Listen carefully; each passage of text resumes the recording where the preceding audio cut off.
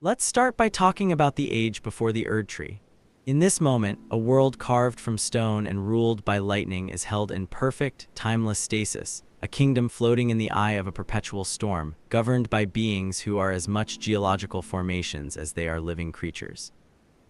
This primordial era, so ancient that it precedes our very understanding of history, belonged not to men or gods as we know them, but to the ancient dragons. This foundation, this truth of a world once governed by immortal, stone-scaled titans, will make more sense by the end, as we trace the slow, agonizing decay of their reign into the age of flesh, mortality, and betrayal. What this forgotten epic truly reveals is a profound cosmic principle, that even permanence itself can be broken, that even beings who exist outside the river of time can be wounded by it, and that the greatest powers in the universe are not immune to the simple, brutal corrosion of ambition and loss. If an idea strikes you during this breakdown, share it in the comments. I'd love to see how you interpret it.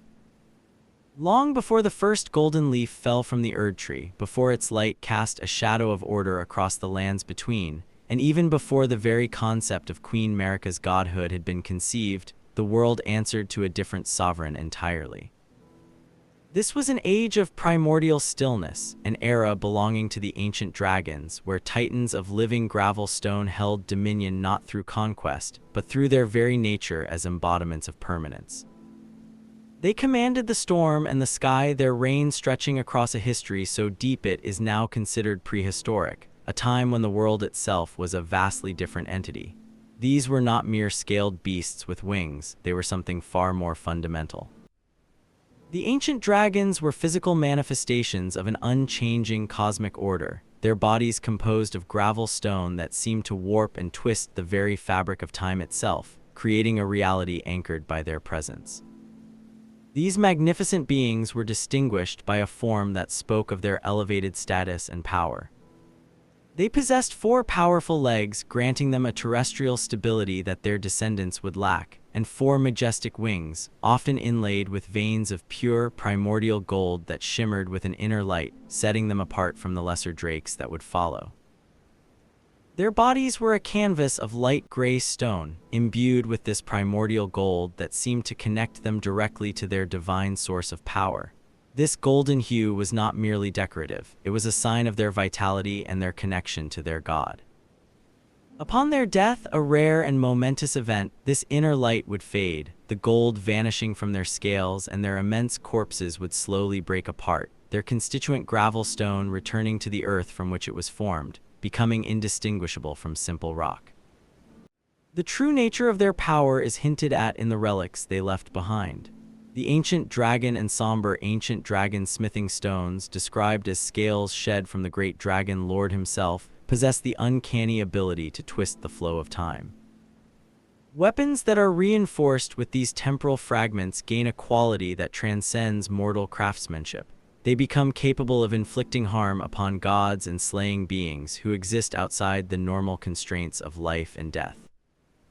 This singular detail reveals a profound truth about the nature of these ancient beings. They existed in a state partially unbound from the linear progression of time.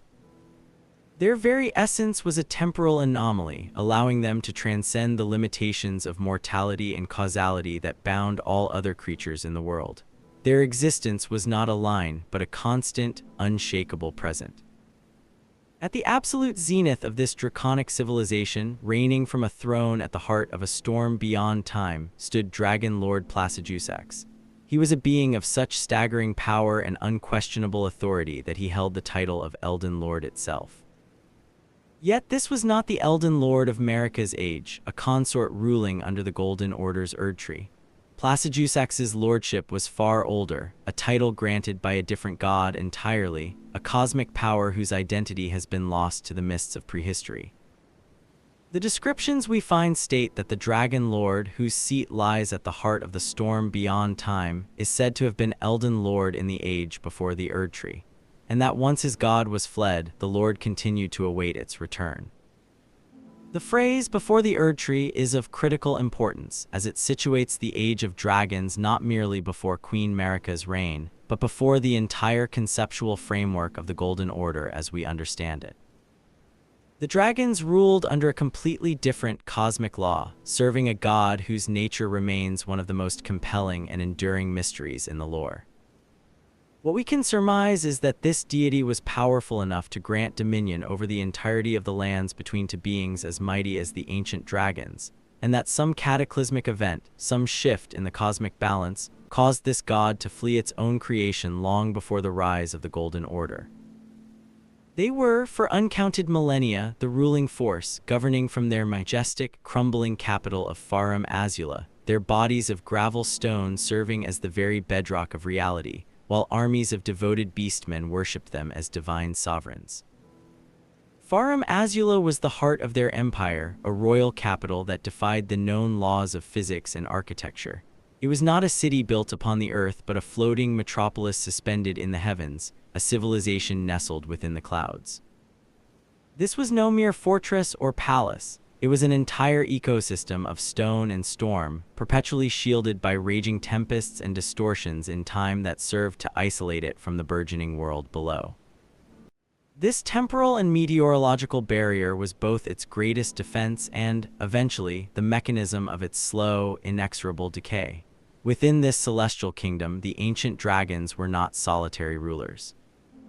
They commanded the unwavering loyalty of the beastmen, intelligent and civilized creatures who served not as slaves, but as a devoted clergy. Within the catacombs that lie beneath the city, one can find countless statues and carvings that depict ancient dragons surrounded by beastmen adorned in the robes of clergymen, their postures conveying reverence and worship. These artifacts highlight the beastmen's role as priests and servants, participating in a society that was far more complex than simple domination.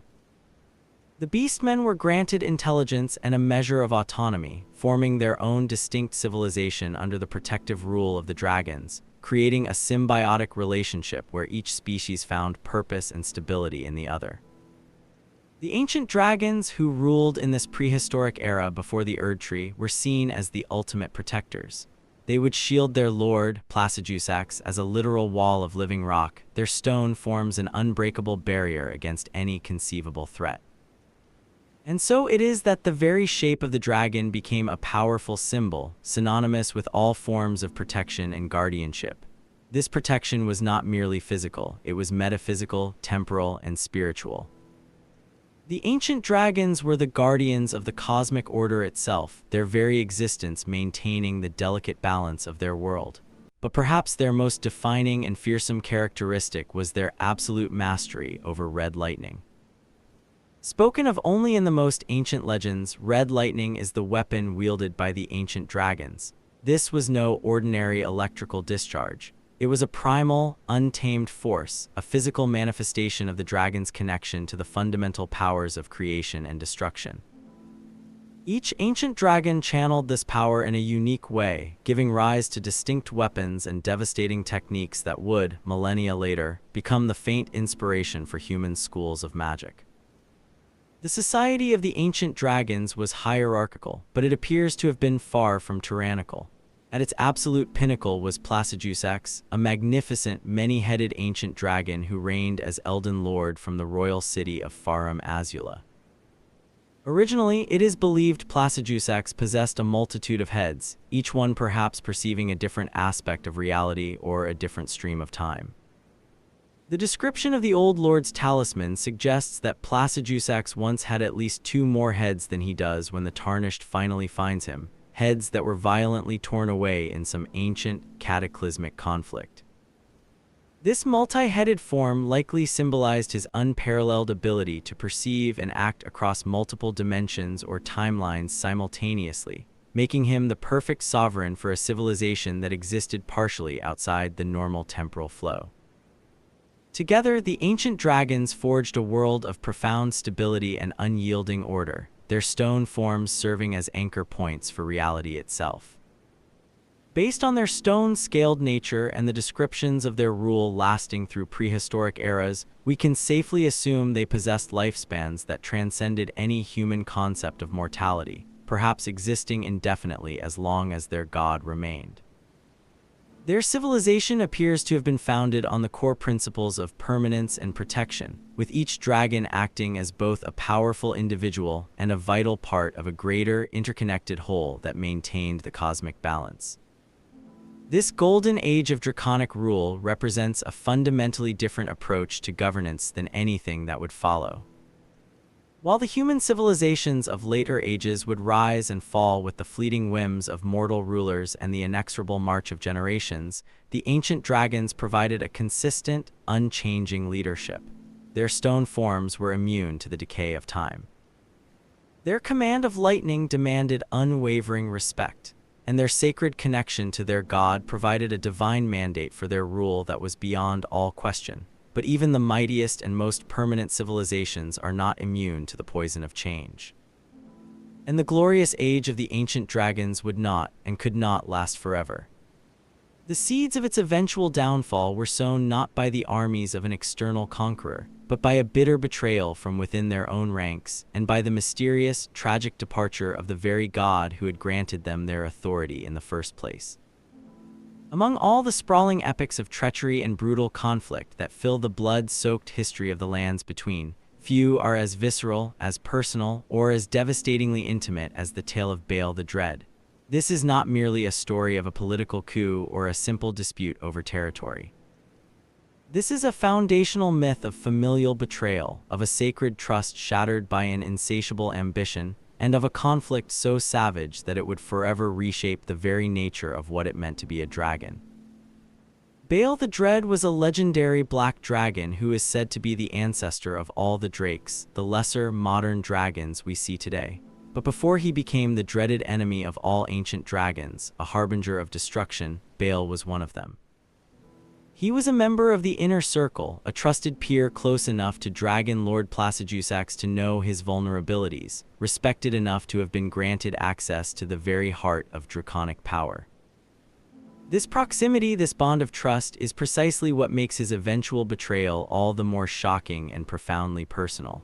At some point during his timeless rule, placidusax was betrayed by one of his own, Baal the Dread.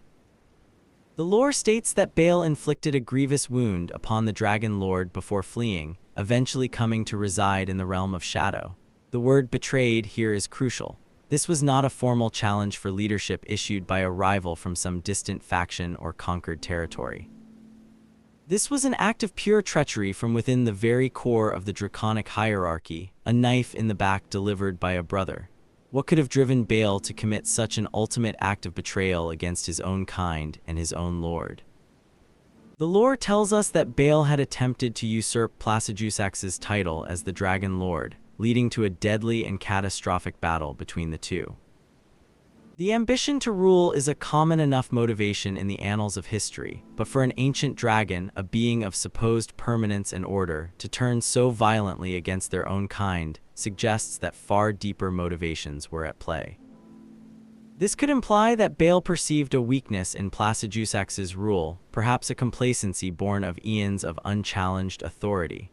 Or perhaps he disagreed fundamentally with the very direction of draconic civilization itself.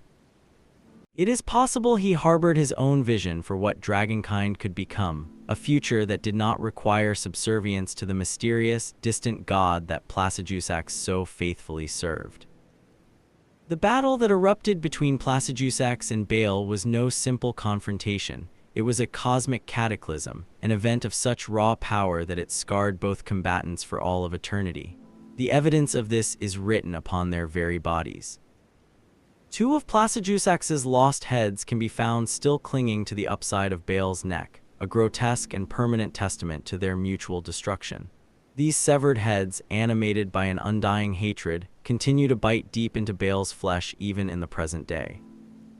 This detail reveals the horrific, intimate nature of their conflict. Neither combatant truly won this battle. Both were left maimed, disfigured, and forever changed by the encounter. The fact that some of the other ancient dragons chose to side with Baal adds another layer of profound complexity to this tragic tale. We learn that the ancient dragons who sided with Baal against placidusax wielded the branching red lightning, a variant of the power used by their kind. This was not simply a personal dispute between two immensely powerful beings. It was a civil war, a schism that split the seemingly monolithic draconic civilization right down the middle. For reasons lost to time, some dragons chose to follow the rebel Baal, perhaps convinced by his vision of a different future, or perhaps simply seeking to align themselves with what they perceived as the winning side in a brutal power struggle. While Baal was indeed able to grievously injure placidusax, tearing away his heads and forever diminishing his power, Baal was in turn beaten so severely that he was forced to flee. Ultimately, he escaped with the rest of his drakes into the land of shadow. This realm of shadow, which we now know as a separate, hidden dimension, became both Baal's prison and his kingdom. Cut off from the main lands between and the source of his people's power, Baal and his followers would begin to evolve, to change into something new and terrible, forever separate from the noble ancient dragons they had once been. Baal was the foul dragon's name, a terrible harbinger of destruction whose challenge to the ancient dragon lord ended in grievous mutual injury. The mutual nature of their wounds is emphasized repeatedly in the lore, strongly suggesting that this was not a battle from which one side emerged victorious. Instead, both placidusax and Baal were left forever scarred, forever diminished from the magnificent beings they once were. The physical description of Baal when we finally encounter him in the shadow of the Erd Tree tells the story of this ancient battle in gruesome detail. Baal is a massive black and red dragon, his eyes burning with a malevolent red light, and his head is adorned with 3 great, curved horns that angle menacingly downward. His entire form appears to be heavily scarred and damaged from his battle with placidusax. His once mighty wings have been heavily torn and shredded, with the bones grotesquely protruding from the ravaged skin. His left leg has been ripped off entirely at the hip, and the still living heads of placidusax appear to have been bitten deep into his bony back, a permanent, gruesome trophy of their ancient duel. Yet, Baal possessed something that placidusax did not, the ability to regenerate, at least partially. Unlike the Dragon Lord, Baal seems to be able to regenerate his missing limbs. During the second phase of his battle, he manages to restore 2 of his wings that he had lost during his mortal fight against his nemesis. This remarkable regenerative ability might be connected to his horned nature, as he possesses supernumerary horns on his head and heart, features that are often associated with the crucible, the primordial soup of life. It's possible that Baal is a draconic equivalent to an omen, a being touched by these primordial, chaotic forces. This connection to the crucible is particularly interesting, as it suggests that Baal might have been influenced by or connected to primordial energies that were older or fundamentally different from those that governed the other ancient dragons. If he was indeed a draconic omen, this could explain both his incredible power and his inherent willingness to rebel against the established order. The aftermath of this singular battle would have consequences that stretched far beyond the personal animosity between these 2 draconic titans. Placidusax had his servants direct the humans to hunt Baal and his drake brood, laying the foundations of dragon communion. Unable to complete his revenge personally due to the severity of his injuries, placidusax would turn to mortal agents, to the burgeoning race of humans, to continue the war against Baal and his descendants. This fateful decision to involve humans in what was essentially a draconic civil war would have profound and unforeseen implications for the future of both species. It would lead directly to the creation of dragon communion, a dark and seductive practice that would grant humans a taste of draconic power, but at a terrible, soul-altering cost. It would also establish a dangerous precedent of dragons using human proxies to fight their battles, a relationship of manipulation and exploitation that would continue to define interactions between the 2 species throughout the ages. As vengeance for Baal's transgression, placidusax had some of his followers take mortal forms as humanoid priestesses and travel to the lands of men, where they would beckon human warriors to their cause. They established the practice of dragon communion in order to hunt down and punish Baal and his descendants, the drakes. The transformation of these majestic ancient dragons into frail human forms to serve as priestesses represents a measure of just how desperate placidusax's situation had become. These immortal beings of living stone and cosmic lightning reduced themselves to mere flesh and blood in order to walk among humans and recruit them for their lord's cause. The sacrifice this represented cannot be understated, as these dragons willingly gave up their immortal forms, their incredible resilience, and much of their power to serve their wounded lord's all-consuming quest for vengeance. But Baal's betrayal had already changed the nature of dragonkind forever. He was a legendary black dragon who is said to be the ancestor of the drakes or lesser dragons. His rebellion didn't just wound placidusax, it created an entirely new, divergent branch of dragon evolution. The drakes that descended from Baal and his followers were fundamentally different from their ancient dragon ancestors. They possessed only 2 legs where their forebears had 4, their wings serving as forelimbs. They were creatures of flesh where the ancients were beings of stone. The very name Baal itself carries a heavy significance. His name is a corruption of Baal, a term which refers to a destructive and evil force in ancient mythologies. Whether this name was given to him after his betrayal or was somehow prophetic of his nature from the very beginning, it perfectly captures the transformative, destructive role he would play in the long history of the dragons. He was a force of destruction that would forever change what it meant to be a dragon. The story of Baal's betrayal serves as more than just historical context. It's a foundational myth that explains the origin of many of the conflicts and characteristics we see in the dragons of the current era. It shows us that even among beings as ancient, powerful, and seemingly immutable as the dragons, personal ambition and ideological differences could tear apart a civilization that had endured for eons. Most importantly, it demonstrates that the fall of the Age of Dragons was not simply due to the rise of human civilization or the arrival of new gods.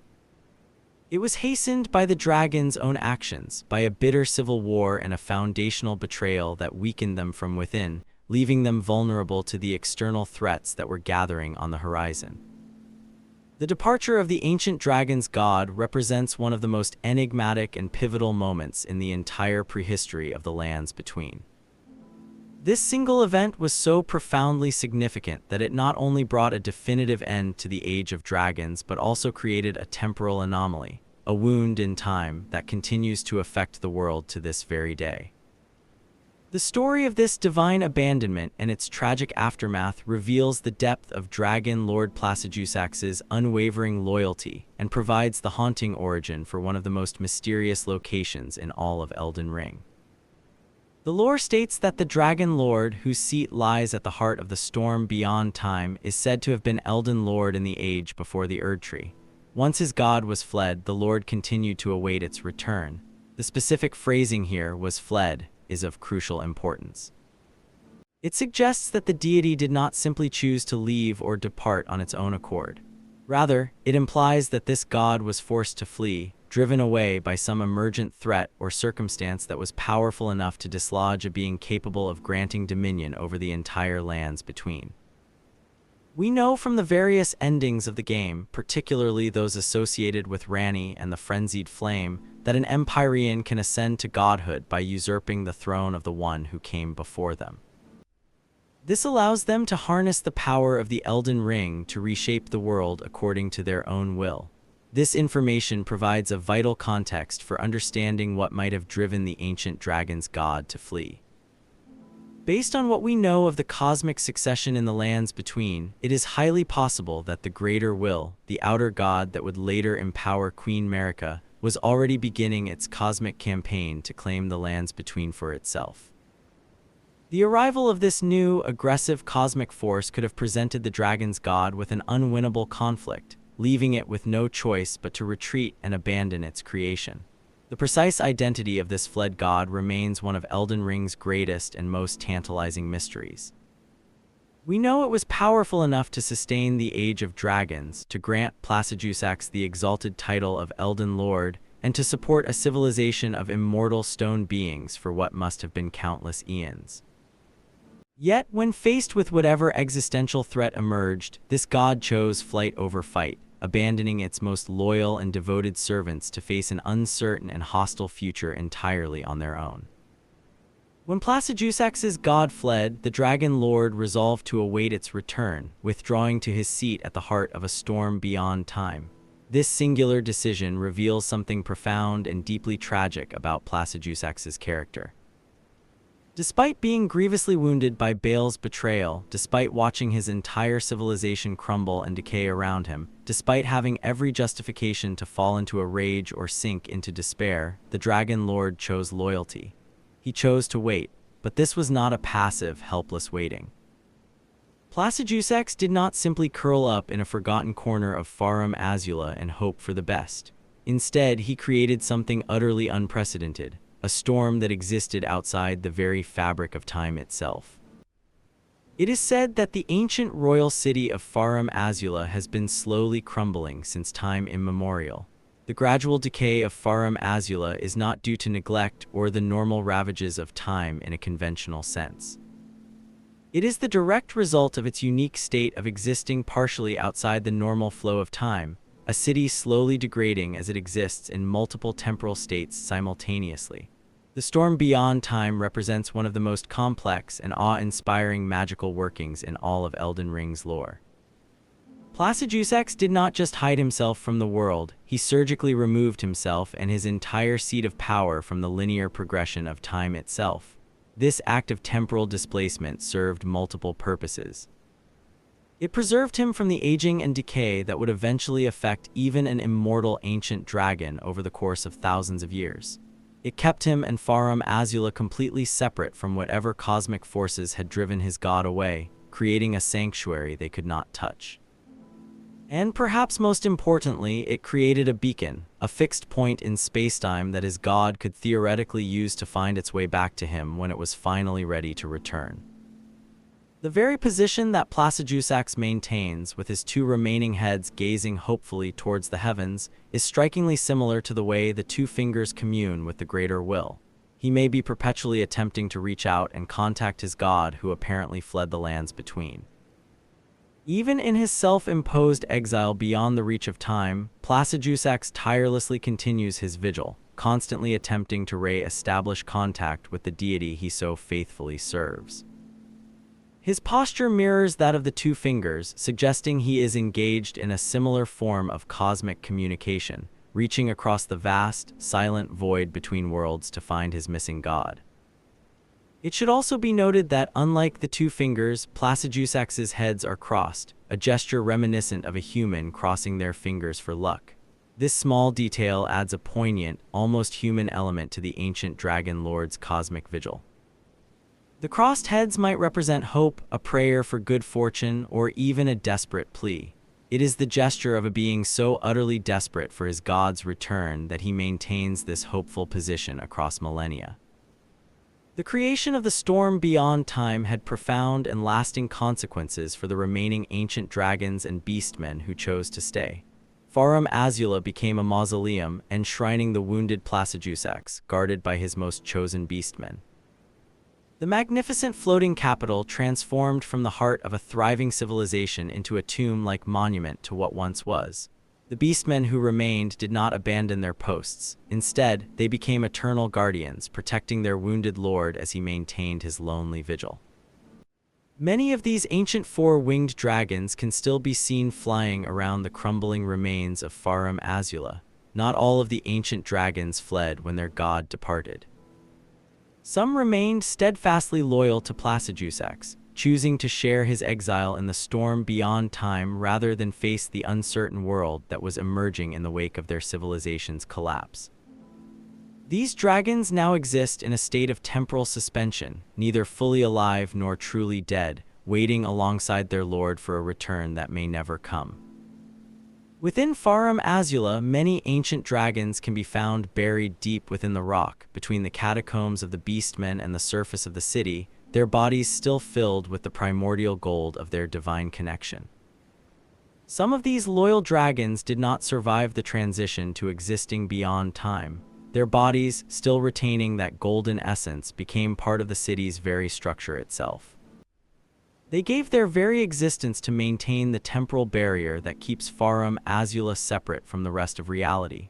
The storm beyond time serves as more than just a hiding place. It is a statement of faith so profound and absolute that it defies conventional understanding.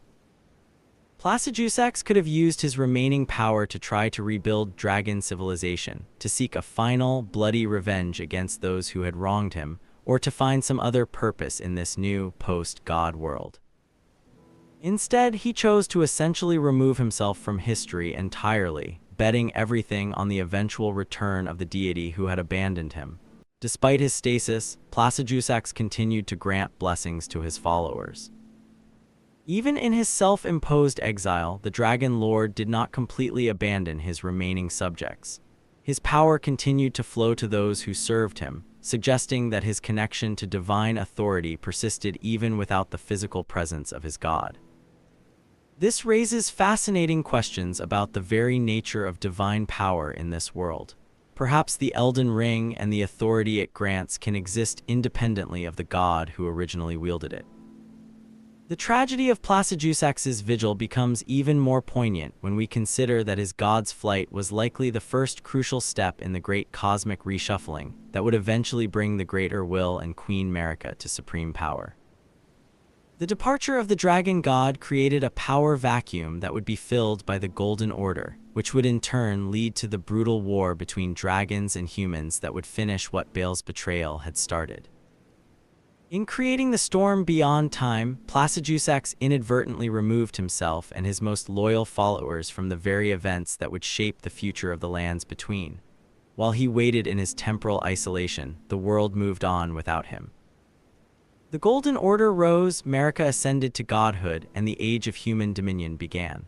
By the time the Tarnished discovers placidusax in his temporal refuge, the world he once ruled is so fundamentally changed that it might as well be an entirely different realm.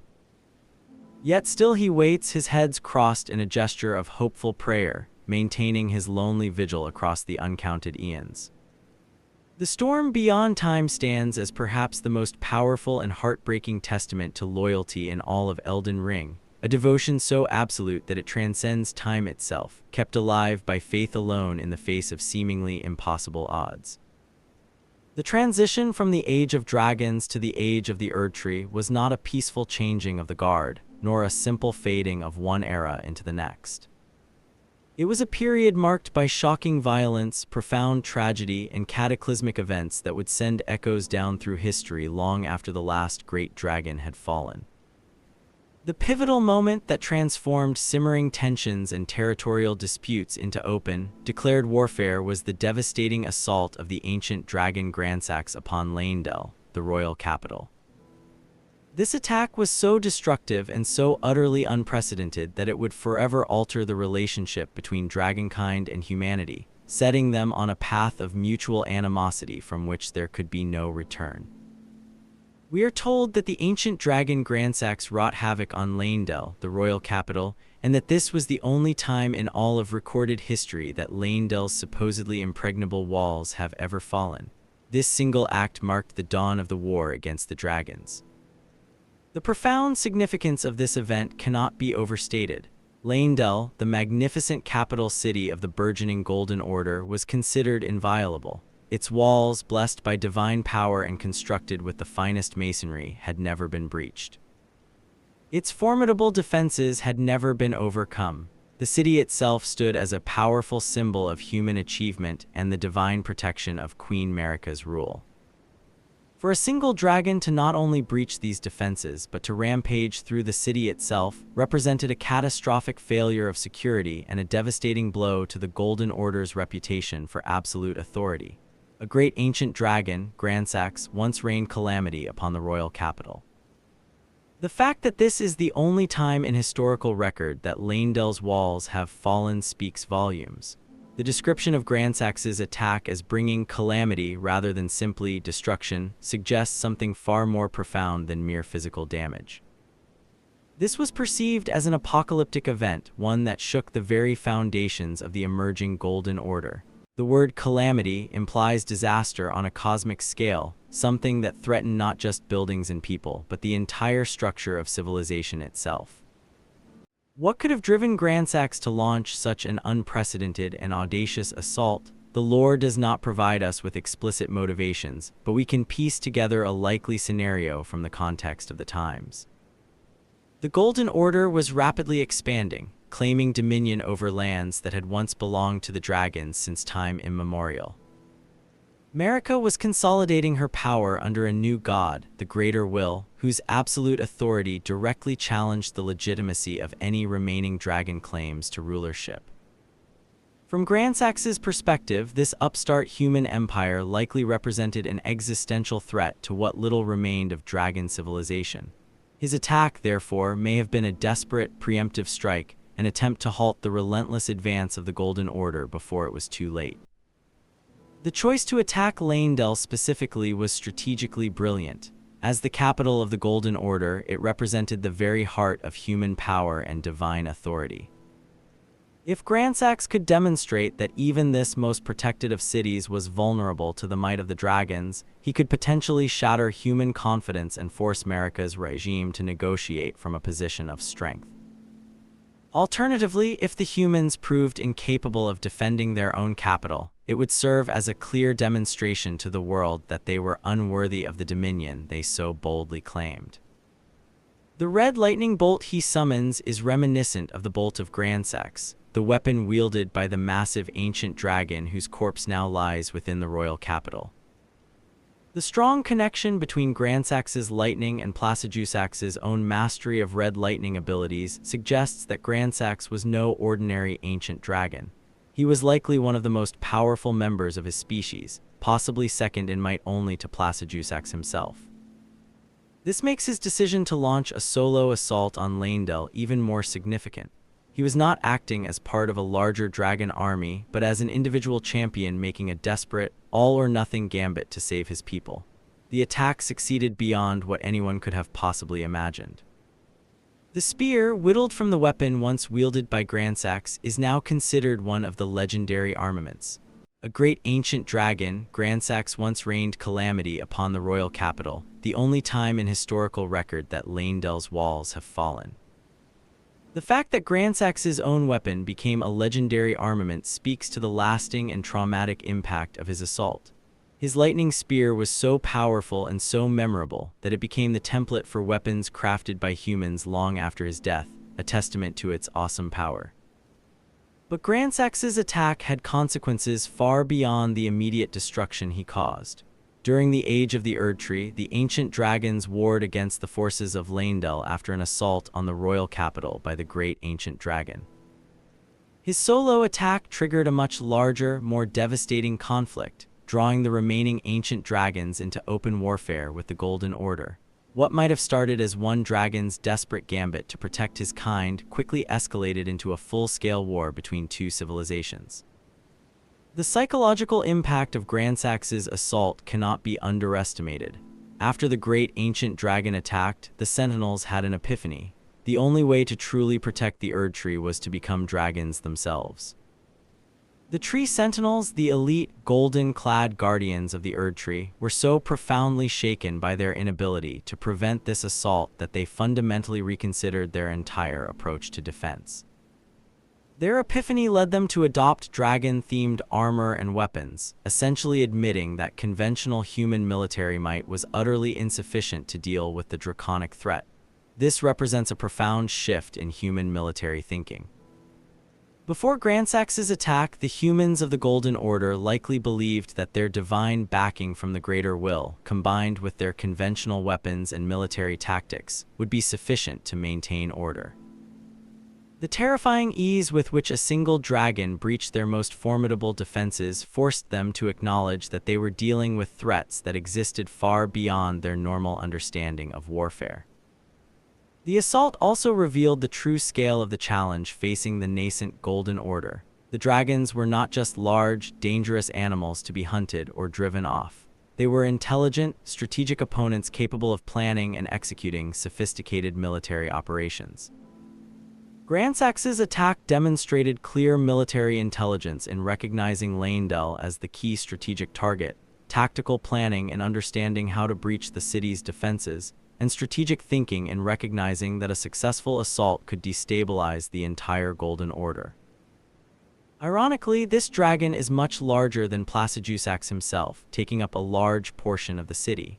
The physical remains of Grandsax that we can still see in Leyndell are truly massive, even by the standards of ancient dragons, appearing even larger than the Dragon Lord himself. This immense size difference might help to explain how Grandsax was able to accomplish what he did. His sheer physical presence would have been overwhelming, and his lightning attacks would have been devastating on a scale that human defenses were simply not designed to handle. The fact that Grandsax's colossal remains are still embedded within the very structure of Leyndell speaks to both the scale of his attack and the lasting trauma it inflicted upon the city. Rather than removing the dragon's corpse, the people of Leyndell seem to have built around it, incorporating its remains into the city's architecture as a permanent, grim reminder of their vulnerability. This decision might have been practical. The remains were simply too massive to move, or it might have been psychological, keeping the dragon's body as both a trophy of their eventual victory and a stark warning to any other potential attackers. The positioning of Grandsax's remains also tells a story. The dragon's body is integrated into the city's architecture in a way that suggests he fought his way deep into the heart of Leyndell before he was finally brought down. This was not a case of the dragon being stopped at the walls. He penetrated to the very heart of the capital before the defenders could rally enough force to finally overcome him. Grandsax's assault marked the definitive end of any possibility of peaceful coexistence between the ancient dragons and the Golden Order.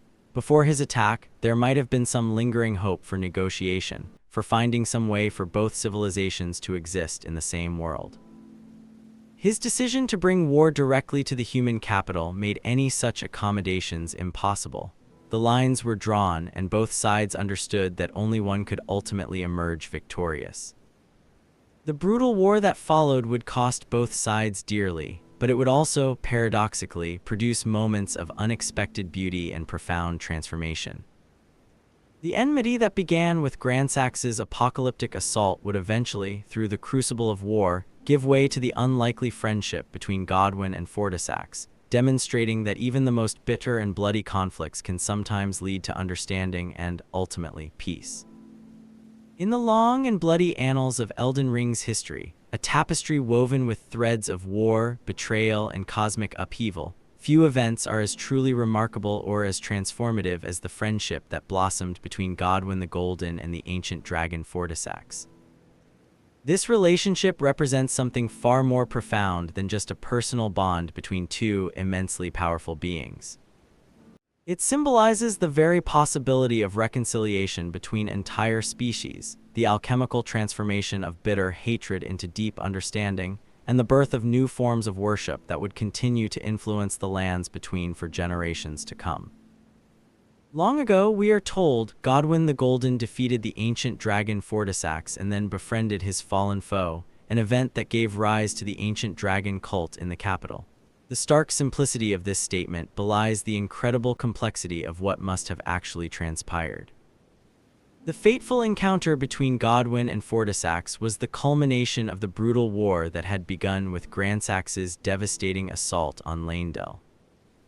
After years of bloody conflict, after countless pitched battles and mounting casualties on both sides, the ultimate fate of both civilizations came down to a single, climactic combat between their greatest champions. The ancient dragon Fortisax, also known as the Lick Dragon and the mightiest Boulder Stone, was the sibling of Lanxix and took a leading part in the war between the ancient dragons and Leyndell. Fortisax wielded dual spears of pure red lightning and was finally defeated by Godwyn the Golden on the final battlefield of the conflict.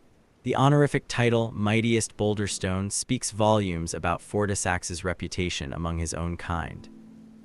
This was not just any ancient dragon that Godwyn faced. This was one of their most powerful champions, a being whose absolute mastery of red lightning and whose invulnerable stone-scaled hide had made him seem utterly invincible. The duel between Godwyn and Fortisax must have been a sight to behold, an event of truly mythic proportions. On one side stood the Golden Knight, a demigod blessed with divine power from the Greater Will, wielding weapons and techniques that had already proven devastatingly effective against lesser dragons. On the other side stood an ancient being of living stone and lightning, whose kind had ruled the lands between since before human civilization had even existed, armed with dual spears of raw red lightning and millennia of combat experience. Fortisax was challenged by Godwyn the Golden, who fought to the last.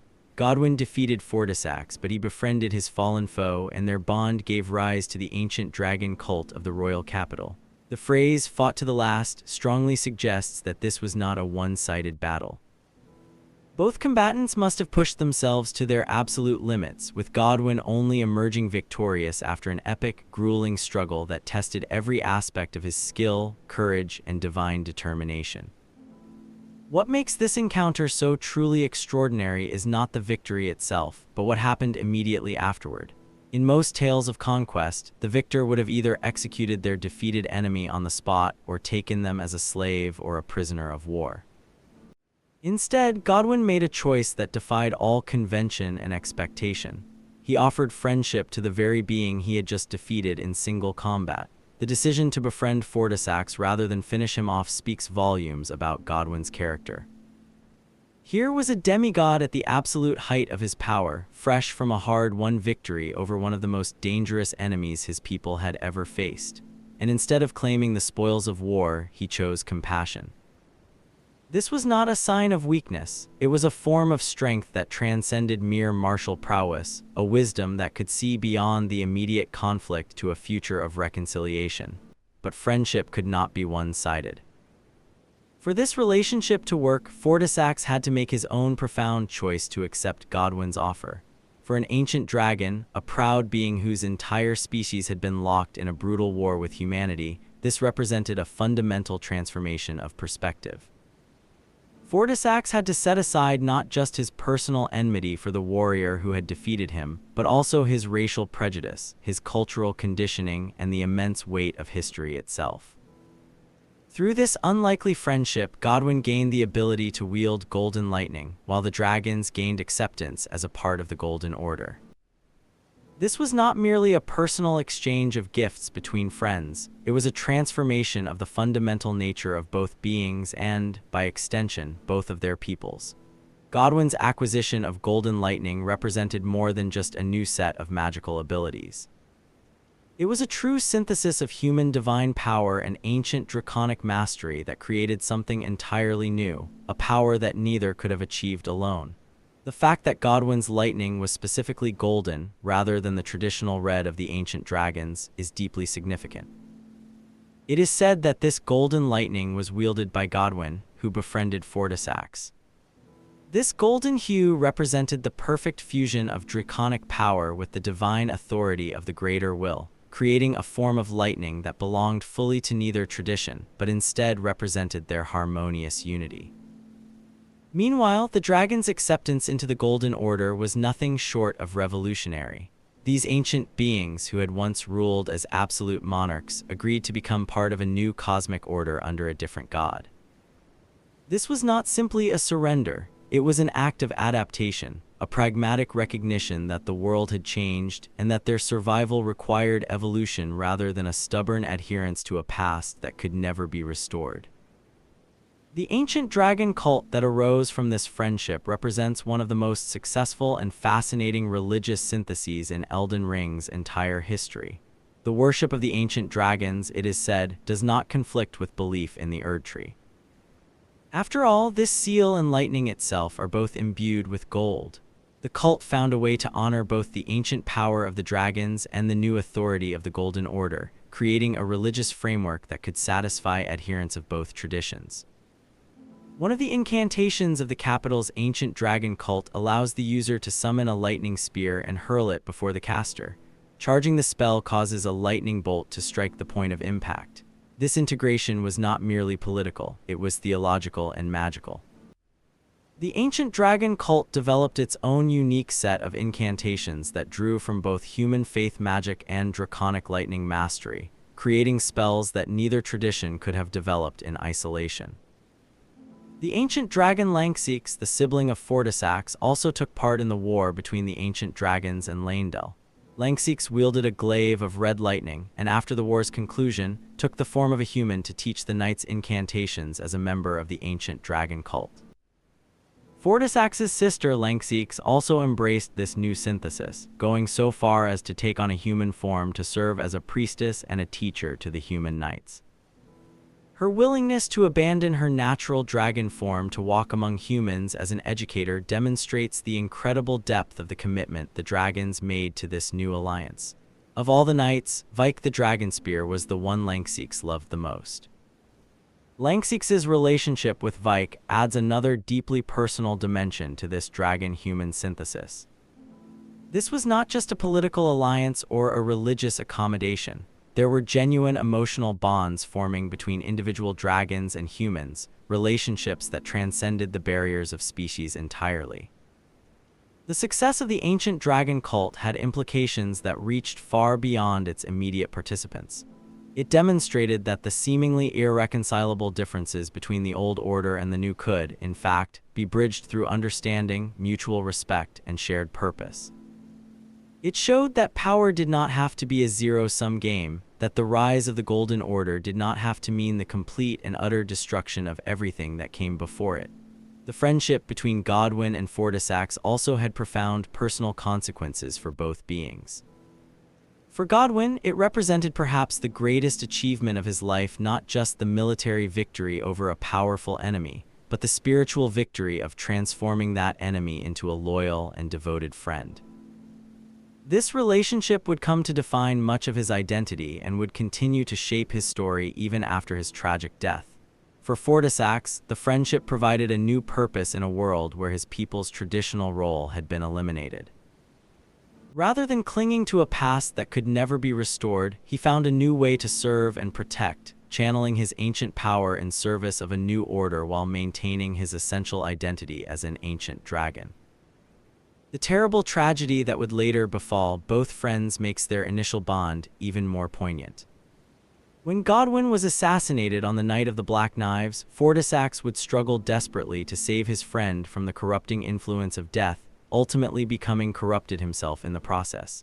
But this future tragedy does not diminish the beauty of what they achieved together. In fact, it enhances it, showing that their bond was strong enough to transcend even death itself. The friendship between Godwyn and Fortisax stands as one of the most hopeful and inspiring episodes in all of Elden Ring's lore. In a world defined by conflict, betrayal, and the grinding of cosmic forces against one another, their relationship demonstrates that understanding and compassion can triumph over hatred and fear, that ancient enemies can become the closest of friends, and that the most lasting victories are won not through conquest, but through connection. The emergence of the ancient dragon cult represents one of the most fascinating and successful religious developments in the entire history of the lands between. Born from the crucible of war and forged in the unlikely friendship between Godwyn the Golden and the ancient dragon Fortisax, this cult managed to achieve something that most religious movements can only dream of: a genuine and harmonious synthesis of two completely different spiritual traditions that honored both without compromising the core tenets of either. The worship of the ancient dragons, we are told, does not conflict with belief in the Erdtree. After all, this seal and the lightning itself are both imbued with gold. This simple yet profound statement, found in the description of the gravel stone seal, reveals the theological genius at the heart of the ancient dragon cult. Rather than viewing the dragons and the Golden Order as competing, mutually exclusive authorities, the cult found a way to see them as complementary aspects of the same divine truth. The key insight was the shared presence of gold in both traditions. The ancient dragons, particularly in their connection to their divine authority, manifested golden aspects in their lightning and in their very being. The Golden Order, obviously, was defined by its radiant golden symbolism and the divine golden light of the Erdtree. The cult's founders recognized that this shared golden nature was not a coincidence, but an indication of a deeper spiritual connection between the two traditions. The very physical foundation of the cult's practice was literally built upon the remains of dragons. The gravel stone seal, a sacred seal made from what was thought to be an ancient dragon's scale, served as both a religious symbol and a powerful magical focus, and it is said to enhance the dragon cult incantations of the royal capital. This represented a profound act of reverence. Rather than seeing dragon remains as mere trophies of conquest, the cult treated them as sacred relics worthy of veneration and use in worship. This act transformed the symbols of a defeated enemy into the holy artifacts of a new, integrated faith. The cult's approach to lightning magic was particularly innovative and transformative. One of the incantations of the capital's ancient dragon cult allows the caster to summon a lightning spear and hurl it before them. Charging the spell causes a bolt of lightning to strike the point of impact. These were not simply human spells given dragon-themed aesthetics. They were genuine magical syntheses that combined the principles of human faith-based casting with the raw, elemental mastery of draconic lightning, creating spells that possessed unique characteristics drawn from both traditions. This integration was not superficial. Some incantations, like Lancix's glaive, were said to channel the power of specific ancient dragons, suggesting that the dragons were not just inspirations for the cult, but active and willing participants in its religious practices. Lancix, placidusax, and other ancient dragons appear to have willingly lent their power to human practitioners, creating a form of divine partnership that was utterly unprecedented in the lands between. It is said that Lancix took the form of a human to commune with the knights as a priestess of the ancient dragon cult. Her transformation into a human form to serve as a priestess represents the ultimate expression of the cult's integrative and cooperative approach. Here was an ancient dragon, a being of immortal stone and cosmic lightning, willingly taking on the frailties of mortal flesh in order to better serve her human worshippers. This was not an act of conquest or domination, it was an act of humble service. The implications of this transformation are staggering. Lancix gave up her natural advantages, her invulnerable stone-scaled hide, her immense size, her power of flight to walk among humans as a teacher and a spiritual guide. This incredible sacrifice demonstrated a level of commitment to the cult's mission that went far beyond mere political alliance. She truly believed in the synthesis that the cult represented and was willing to transform herself to facilitate it. Of all the knights, Vike the Dragonspear was the one Lancix loved the most. The relationship between Lancix and Vike adds a deeply personal and emotional dimension to the cult's development. This was not just an abstract theological synthesis. It was built upon real relationships, genuine emotions, and profound connections between individuals that crossed the lines of species. Vike's title, the Dragonspear, suggests that he became one of the cult's premier champions, a knight who wielded dragon-blessed weapons and techniques taught to him by his draconic lover and mentor. The cult's influence extended throughout the knightly orders of Leyndell. The malformed golden armor, adorned with various dragon imagery, was worn by the misshapen tree sentinels. After the great ancient dragon Grandsax attacked, the sentinels had an epiphany. The only way to truly protect the Erd Tree was to become dragons themselves. The tree sentinels, the elite guardians of the Erd Tree, were so influenced by the cult's teachings that they integrated dragon symbolism into their very armor and identity. This was not mere imitation or a matter of fashion. It was a profound theological statement. The tree sentinels came to believe that the effective protection of the Golden Order required not just human determination, but also the raw power of the dragons. Their adoption of dragon imagery represented their full acceptance of the cult's core premise, that the old and new orders could be unified into something stronger than either could be alone. The ancient dragon cult developed a sophisticated theological framework that addressed the practical concerns of worship in a rapidly changing world. Rather than demanding that its adherents choose between loyalty to the Erd Tree and respect for the dragons, the cult taught that both could be honored simultaneously. This inclusive and syncretic approach helped to prevent the religious conflicts that might have otherwise arisen as dragon survivors tried to find their place in the New World Order. The cult's magical practices were equally sophisticated. The dragon cult incantations required faith rather than intelligence to cast, aligning them with the Golden Order's emphasis on divine devotion over academic study. However, they incorporated powerful draconic elements that provided unique advantages, such as the ability to manifest weapons of pure lightning, to channel the specific powers of named dragons, and to combine the protective aspects of faith-based magic with the overwhelming offensive capabilities of the storm.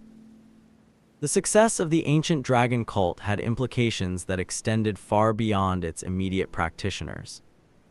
It demonstrated that religious synthesis was possible, that ancient traditions could find new and vital expressions in changed circumstances, and that former enemies could become powerful allies in both worldly and spiritual matters. The cult also served important political functions. It provided a framework for integrating the surviving dragons into human society, giving them honored roles as teachers and spiritual guides rather than leaving them as resentful, defeated enemies with nothing left to lose. It gave the human knights of the capital access to power and techniques that greatly enhanced their ability to serve the Golden Order, and it created a theological justification for the Golden Order's claim to legitimacy that incorporated, rather than rejected, the authority of the previous age. Perhaps most importantly, the ancient dragon cult represented hope. In a world where cosmic forces regularly swept away entire civilizations, where the rise of new orders typically meant the complete and total destruction of the old, the cult showed that change did not have to mean obliteration. It proved that ancient wisdom could inform new practices, that old powers could serve new purposes, and that the best of both worlds could be preserved for future generations. The ultimate tragedy of the cult would come with the Knight of the Black Knives and Godwin's assassination. When the prince who had forged the foundational friendship with placidusax was struck down, the personal relationships that had given the cult its heart were shattered. But the theological and magical innovations of the ancient dragon cult would survive, influencing religious practice in the lands between long after its noble founders had passed into history. Among all the dragons that still roam the lands between in the current age, none commands more immediate awe or inspires more profound sorrow than the elder dragon Greyoll. Her sheer, unimaginable size dwarfs every other living creature in the game, and her story represents one of the most poignant examples of survival and maternal sacrifice in the face of an overwhelming, world-ending catastrophe. The tale of Greyoll's flight from the encroaching scarlet rot reveals not only the incredible lengths to which a dragon would go to protect her offspring, but also demonstrates how even the mightiest and most ancient beings can be brought low by insidious forces far beyond their control. We are told that Greyoll was the mother of all dragons, dwarfing all who stood before her like a looming mountain. This description is not mere hyperbole. When we finally encounter Greyoll in the game, her size is indeed mountainous, so incomprehensibly massive that she can no longer move and must be defended at all times by her devoted offspring. But this titanic scale represents more than just physical dimensions, it signifies her role in the draconic lineage. Greyoll was the great progenitor, the maternal ancestor from whom all the lesser, modern dragons descended.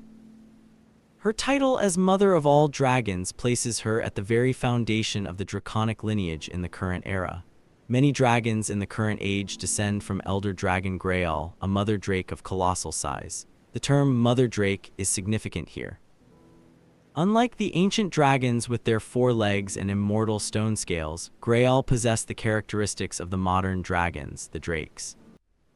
This suggests that she represents the evolutionary bridge between the ancient, god-like dragons and their mortal descendants, carrying forward the reproductive capacity that would ensure the survival of dragonkind even after the age of the stone-scaled immortals had long since passed.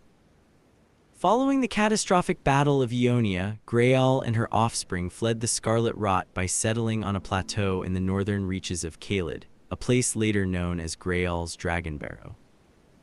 The Battle of Ionia was the apocalyptic confrontation between the demigods Malenia and Radon that resulted in the blooming of the Scarlet Rot across the entirety of southern Caelid. This insidious fungal plague transformed the landscape into a hellish, pulsating wasteland where nothing could survive unchanged. For the dragons, beings of fire, lightning, and pure life, the encroaching, all-consuming rot represented an existential threat of the highest order. The decision to flee was not made lightly. Dragons are proud, territorial creatures, and a retreat from any threat would have gone against their fundamental nature. But Greyoll's immense responsibility as the mother of all dragons superseded any notion of pride. She had countless offspring to protect, a precious lineage to preserve, and the ancient wisdom to recognize that sometimes survival requires a strategic withdrawal rather than a heroic and ultimately futile last stand. The map of Dragonbarrow and its environs tells us that the dragons that escaped the Scarlet Rot made their nest on the plateau to Caelid's north. Thus, it was named Dragonbarrow and none dared to enter. The choice of Dragonbarrow as their refuge was a strategic one. The elevated plateau provided natural defenses against any ground-based threats and offered some measure of protection from the advancing, wind-borne spores of the rot. The name Dragonbarrow itself suggests that this became more than just a temporary refuge. It became a permanent dragon stronghold, a place so thoroughly claimed and dominated by dragons that all other creatures learned to avoid it entirely. The phrase "none dared to enter" reveals the effectiveness of this draconic claim. Even in their weakened state, even as refugees fleeing from a plague they could not fight, the dragons of Dragonbarrow remained formidable enough that other creatures gave the entire area a wide berth. This suggests that Greyoll's offspring, while not as powerful as the ancient dragons of old, still possessed more than enough strength to defend their adopted territory. When players encounter Greyoll in the game, they find her in a state that is both majestic and deeply tragic.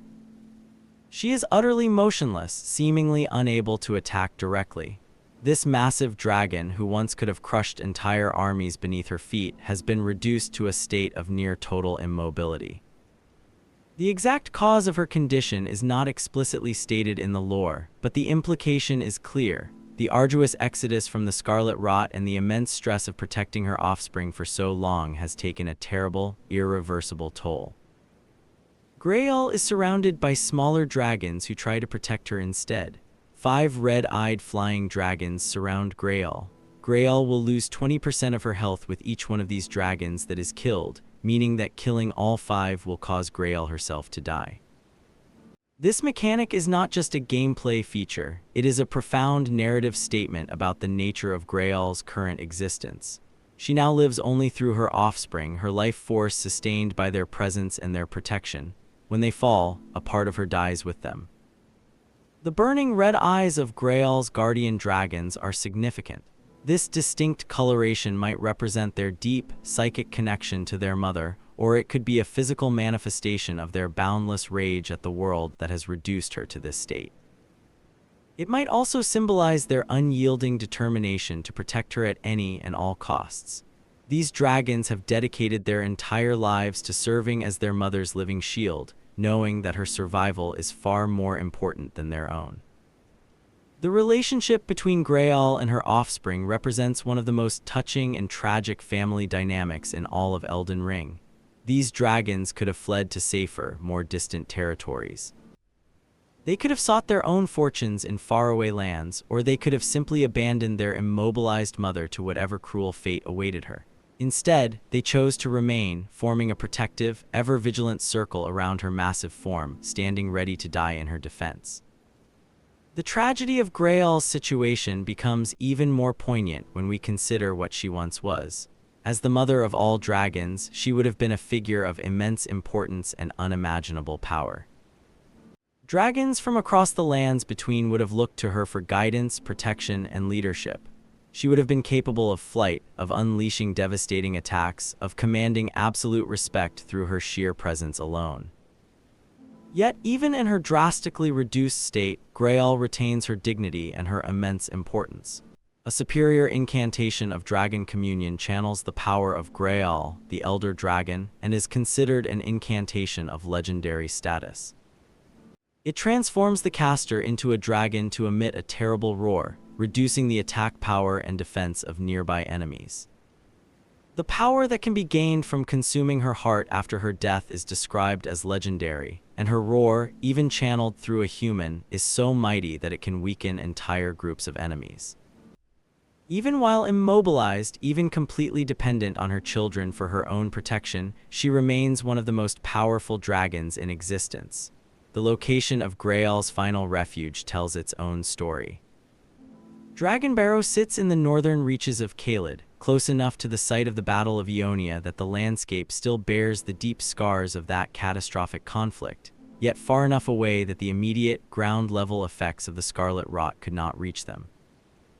This positioning represents a careful and deliberate balance. close enough to monitor the threat that drove them from their original homes, but distant enough to provide a measure of relative safety. The barrow itself has become a monument to maternal sacrifice and filial devotion. Here lies the greatest of all modern dragons, reduced to immobility but still commanding the absolute, unwavering loyalty of her offspring.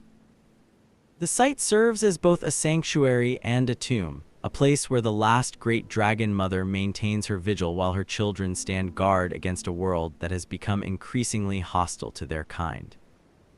When players defeat Greyoll and her guardians, they are not just claiming a victory in combat, they are bringing to an end one of the last great dragon dynasties. The death of Greyoll represents the passing of an era, the final severing of the connection between the great age of dragons and the current, broken world. Her passing leaves the remaining dragons truly orphaned, cut off from their maternal heritage and forced to face the future without the wisdom and protection she once provided. The story of Greyoll's exodus from the Scarlet Rot serves as a powerful reminder that even legends can be brought low by circumstances beyond their control. Her flight was not an act of cowardice, but one of wisdom. Her immobility is not a sign of weakness, but the result of sacrifice. And her death, when it finally comes, is not a defeat, but the quiet completion of a maternal duty that defined her very existence. In protecting her offspring for as long as she possibly could, Greyoll ensured that dragonkind would continue to exist in the lands between, even if the age of their dominion had long since passed. The dragons that players encounter most frequently in their journey through the lands between are fundamentally different creatures from their ancient, stone-scaled predecessors. These modern dragons, also known as drakes, represent a significant evolutionary adaptation to a world that no longer favors the immortal, geological giants of old. Their story is one of survival through transformation, of power redefined, and of finding new ways to thrive in circumstances that would have utterly destroyed less adaptable creatures. We learn that dragons are the mortal descendants of the ancient dragons who once ruled the lands between during a prehistoric era. Unlike their predecessors, their fleshy hides bore no gravel stone scales. They possessed fewer limbs and flew on feathered wings. Their snouts were more narrow and terminated in diminutive maxillary beaks. This detailed description highlights the fundamental, transformative differences that separate the modern dragons from their ancient ancestors. The loss of the gravelstone scales represents far more than just a change in their physical protection.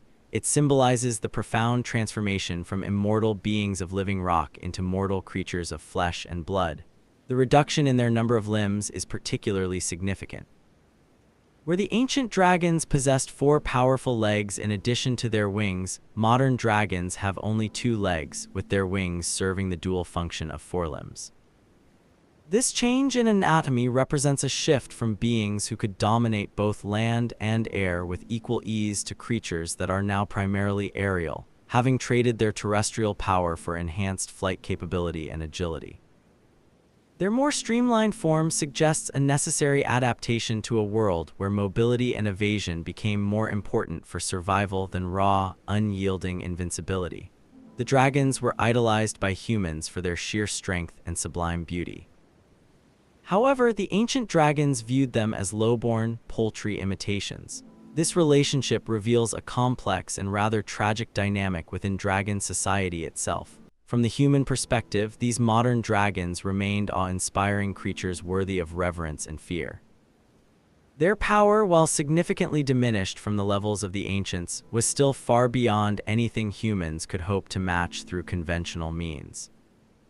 But from the perspective of the few remaining ancient dragons, these descendants were bitter disappointments, pale shadows of what dragonkind had once been. The Dragon King's Cragblade refers to the dragons currently in the lands between as paltry and mortal. This suggests that in the past, the dragons were significantly more powerful and truly immortal. The ancient dragons' dismissive attitude toward their descendants reflects not just a sense of snobbery, but a genuine grief for what had been lost in the transition from the Age of Stone to the Age of Flesh. While the drakes inherited the fiery breath of their forebears, they could not channel their red lightning. This loss of lightning mastery represents perhaps the most significant diminishment of power from ancient to modern dragon capabilities. The red lightning was not just a weapon for the ancient dragons, it was a symbol of their direct connection to cosmic forces, their innate ability to command the fundamental powers of creation and destruction. Modern dragons, limited to the more conventional weapon of fire breath, were reduced to more predictable forms of attack, however devastating those might be. Yet, their vivacious red hearts were covered in sacred gravel stones. Despite their reduced capabilities, modern dragons retained a vital connection to their ancient heritage through their hearts. These crucial organs, protected by the same gravel stones that had once armored their ancestors' entire bodies, contained the essential draconic power that could be extracted through the ritual of dragon communion. The heart's protection by these sacred stones suggests that the core essence of dragonkind, its very soul, remained unchanged even as their external forms were forced to evolve.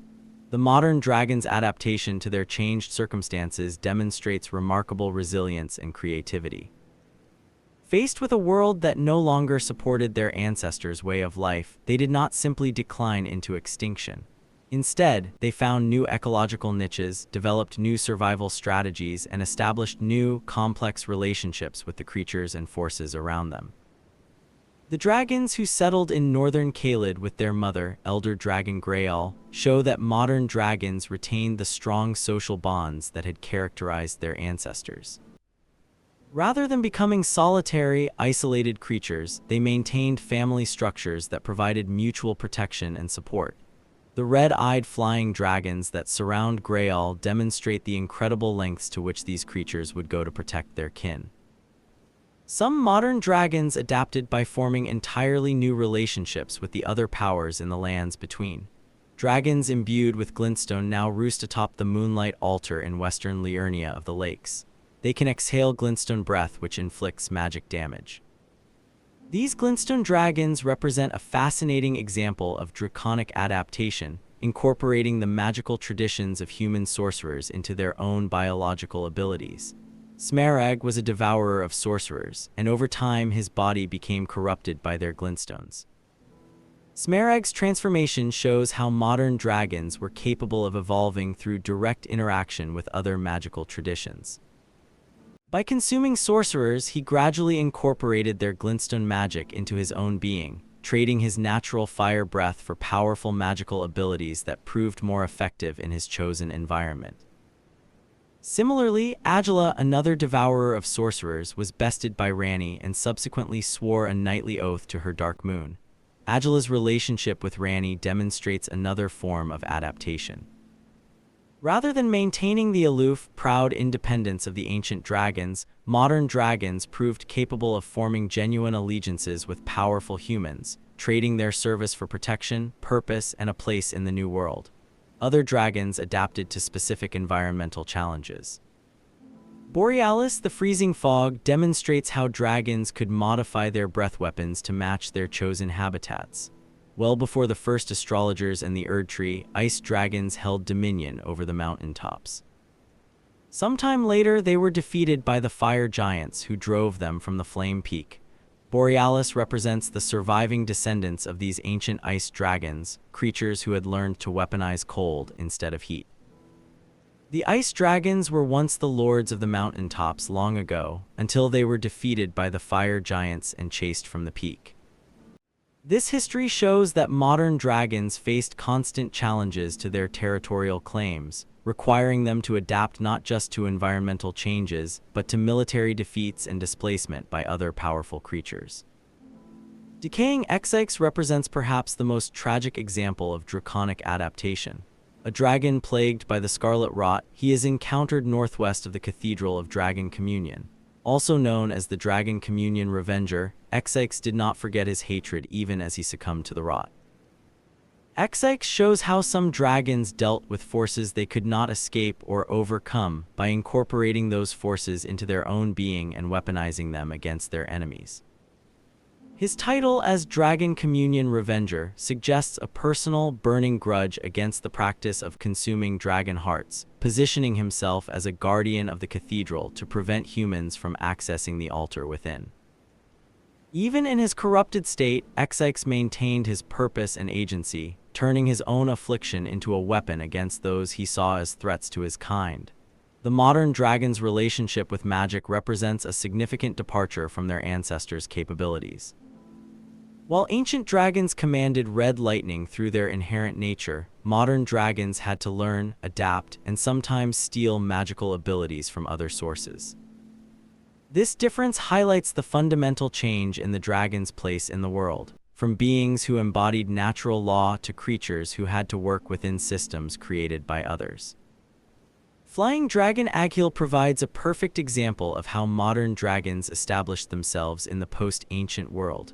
Wandering nobles in the ruins around his lake chant Agheel's name, praying that he will burn them to ash. Agheel has established himself as a dominant territorial presence in southern Limgrave, commanding respect and even a form of worship from the local human population. This represents a very different kind of relationship than the formal alliances of the ancient dragon cult. It is more primal, based on immediate fear and awe rather than on complex theological synthesis. The territorial nature of most modern dragons reflects their reduced numbers and their increased vulnerability.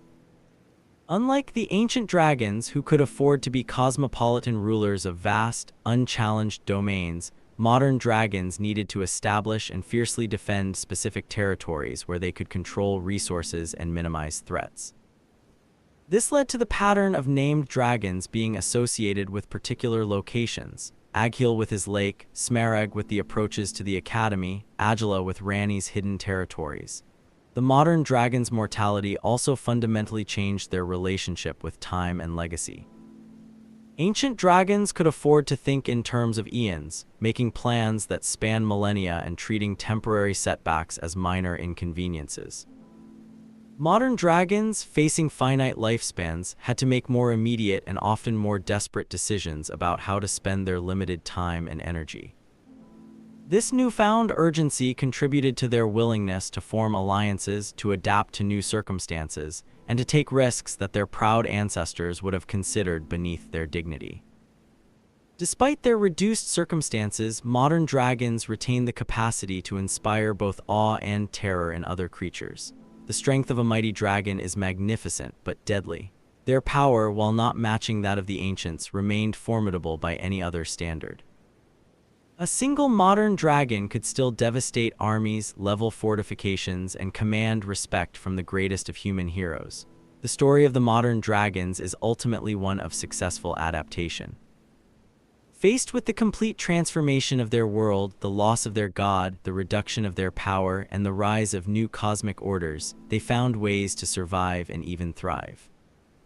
Their descendants continue to soar through the skies of the lands between, carrying forward the draconic legacy in new forms that their ancient ancestors might not recognize, but would hopefully, in time, come to respect.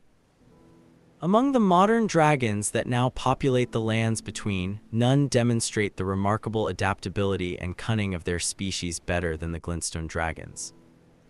These extraordinary creatures represent a fascinating case study in draconic evolution, showing how dragons could not only survive in a world dominated by human magic, but actually thrive by incorporating that very magic into their own beings. The stories of Smerag and Agila reveal two different paths to the same ultimate goal, the acquisition of power through transformation and intelligent adaptation. We are told that Smerag was a devourer of sorcerers, and over time his body became corrupted by their glintstones. The word corrupted here might seem negative, but in the context of draconic adaptation, it actually represents a successful and deliberate evolution. Smerag did not accidentally become infused with glintstone magic. He deliberately and systematically consumed sorcerers specifically to acquire their magical properties. This was a conscious choice to transform himself into something new and more powerful. The process of this transformation must have been gradual and likely quite painful. He was a devourer of sorcerers whose body gradually became corrupted by the glintstones of those he ate. As Smerag consumed more and more practitioners of glintstone sorcery, their magical essence began to physically alter his draconic form. His scales slowly took on the crystalline properties of glintstone. His breath weapon changed from conventional fire to pure, destructive magical energy.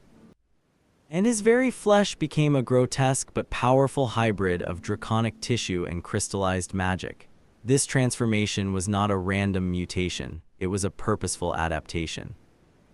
Smerag recognized that the old ways of dragonkind relying on fire breath and physical intimidation alone were insufficient for the new world he inhabited. Rather than clinging to tradition, he sought to incorporate the powerful magical innovations that humans had developed during their rise to prominence. By consuming sorcerers, he was essentially downloading their accumulated knowledge and magical power directly into his own being. A superior incantation of Dragon Communion channels the power of Smerag, the glintstone dragon. It transforms the caster into a dragon to spew magic breath from above. This incantation reveals the ultimate effectiveness of his transformation.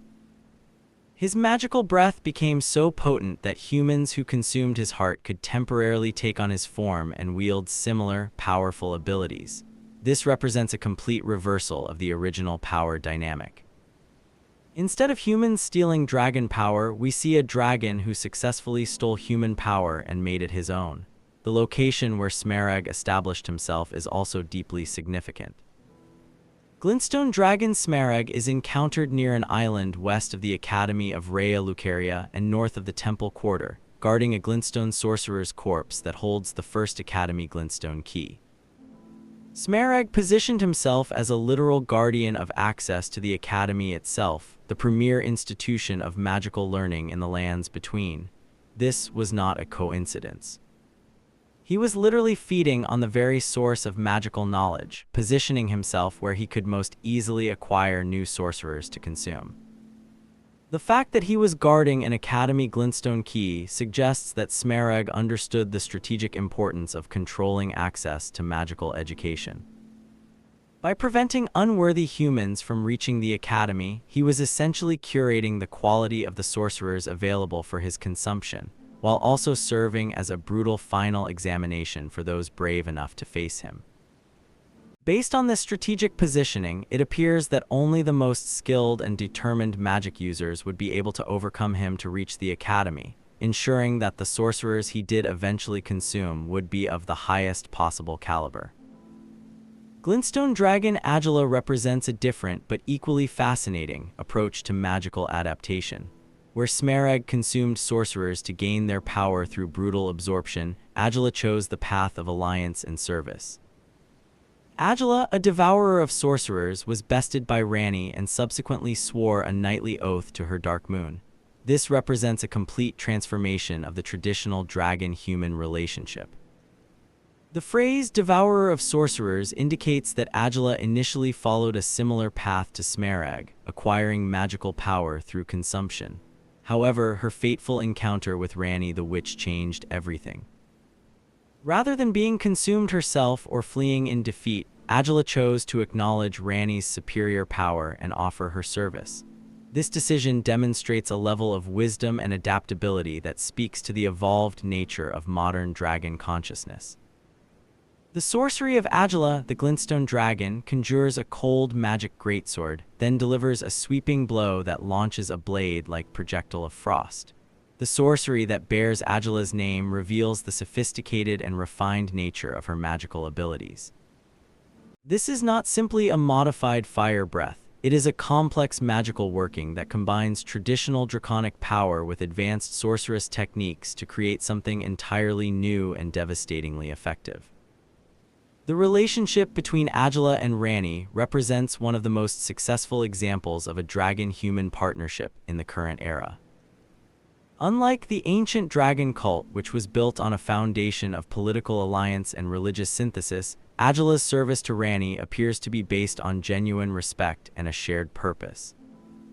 Based on what we know of Ranni's quest to overthrow the Golden Order and establish a new cosmic order, this would naturally appeal to a dragon whose people had been displaced and nearly destroyed by that very same Golden Order.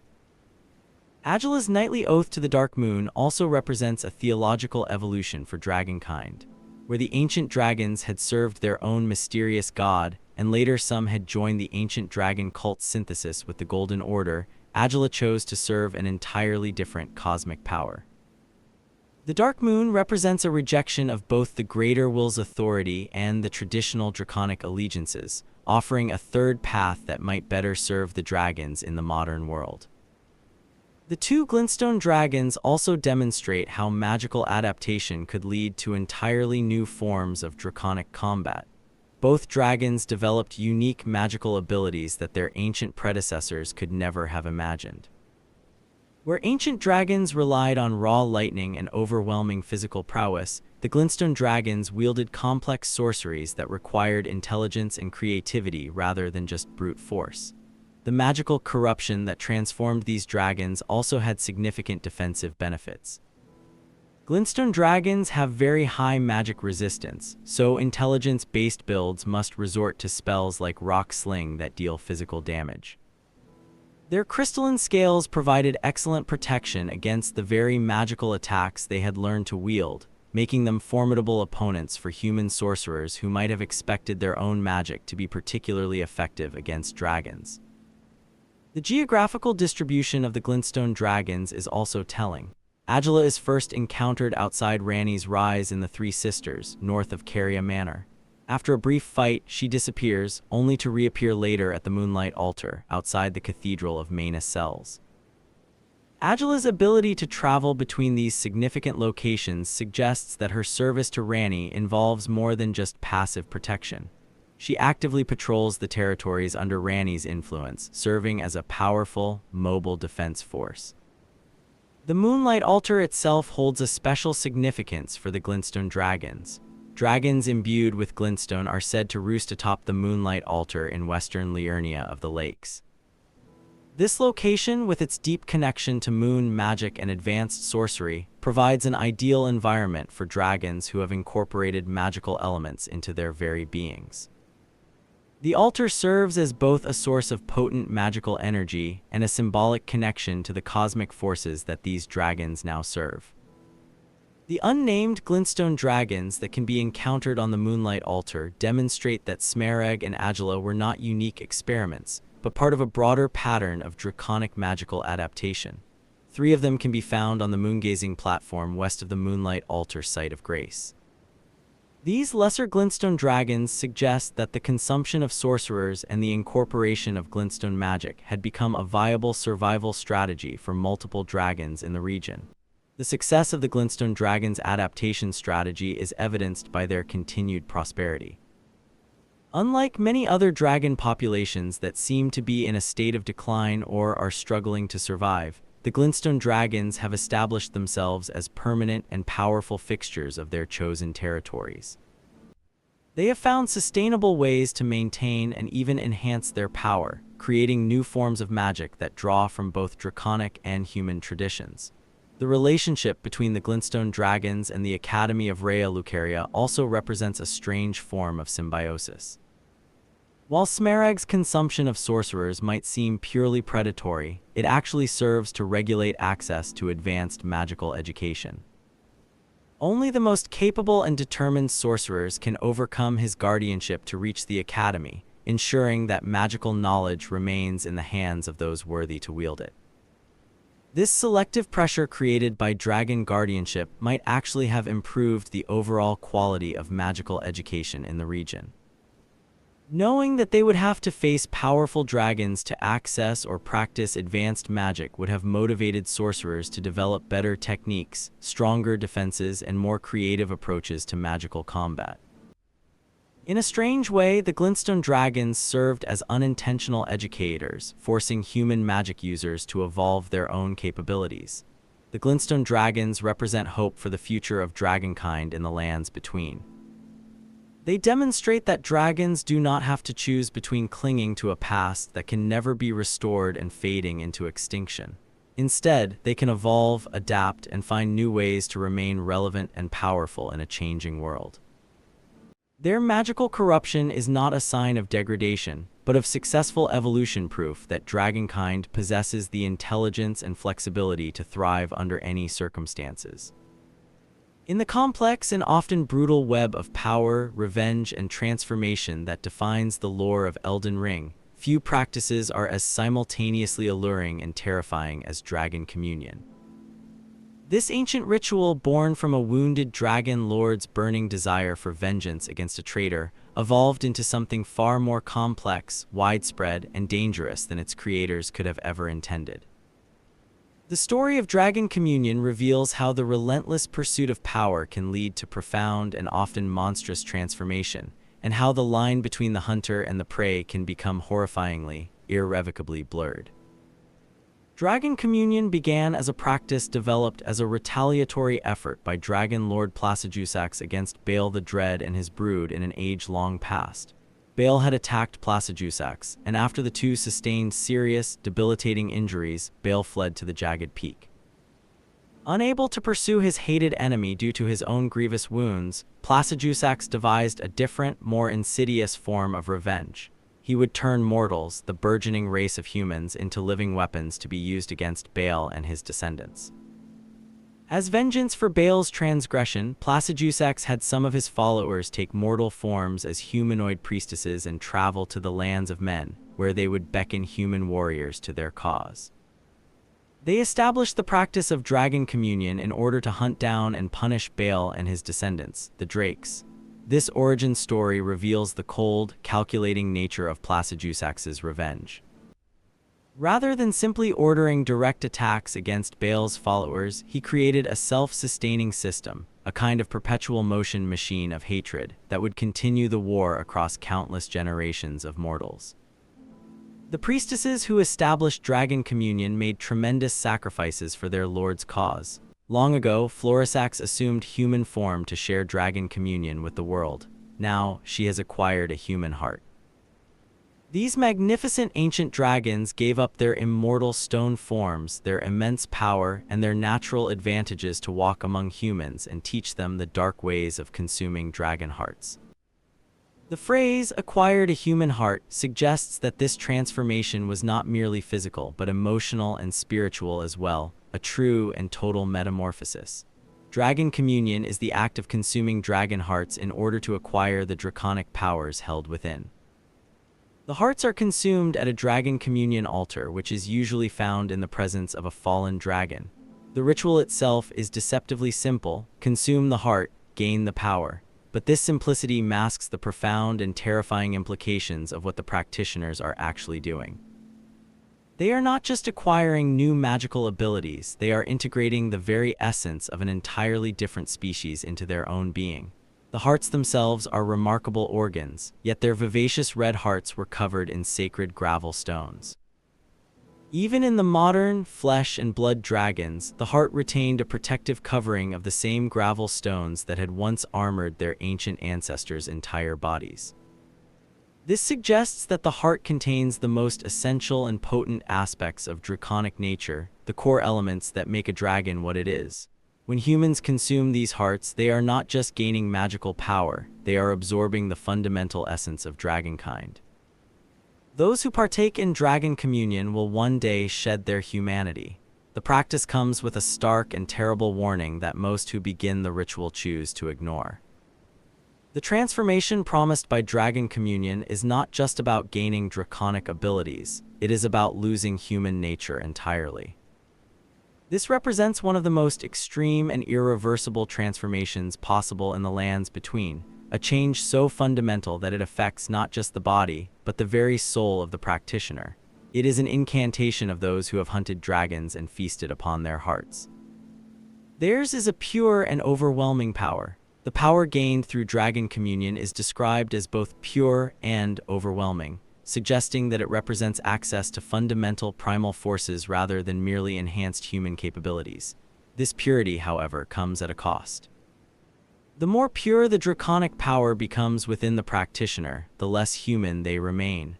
The psychological effects of Dragon Communion are as significant as the physical ones.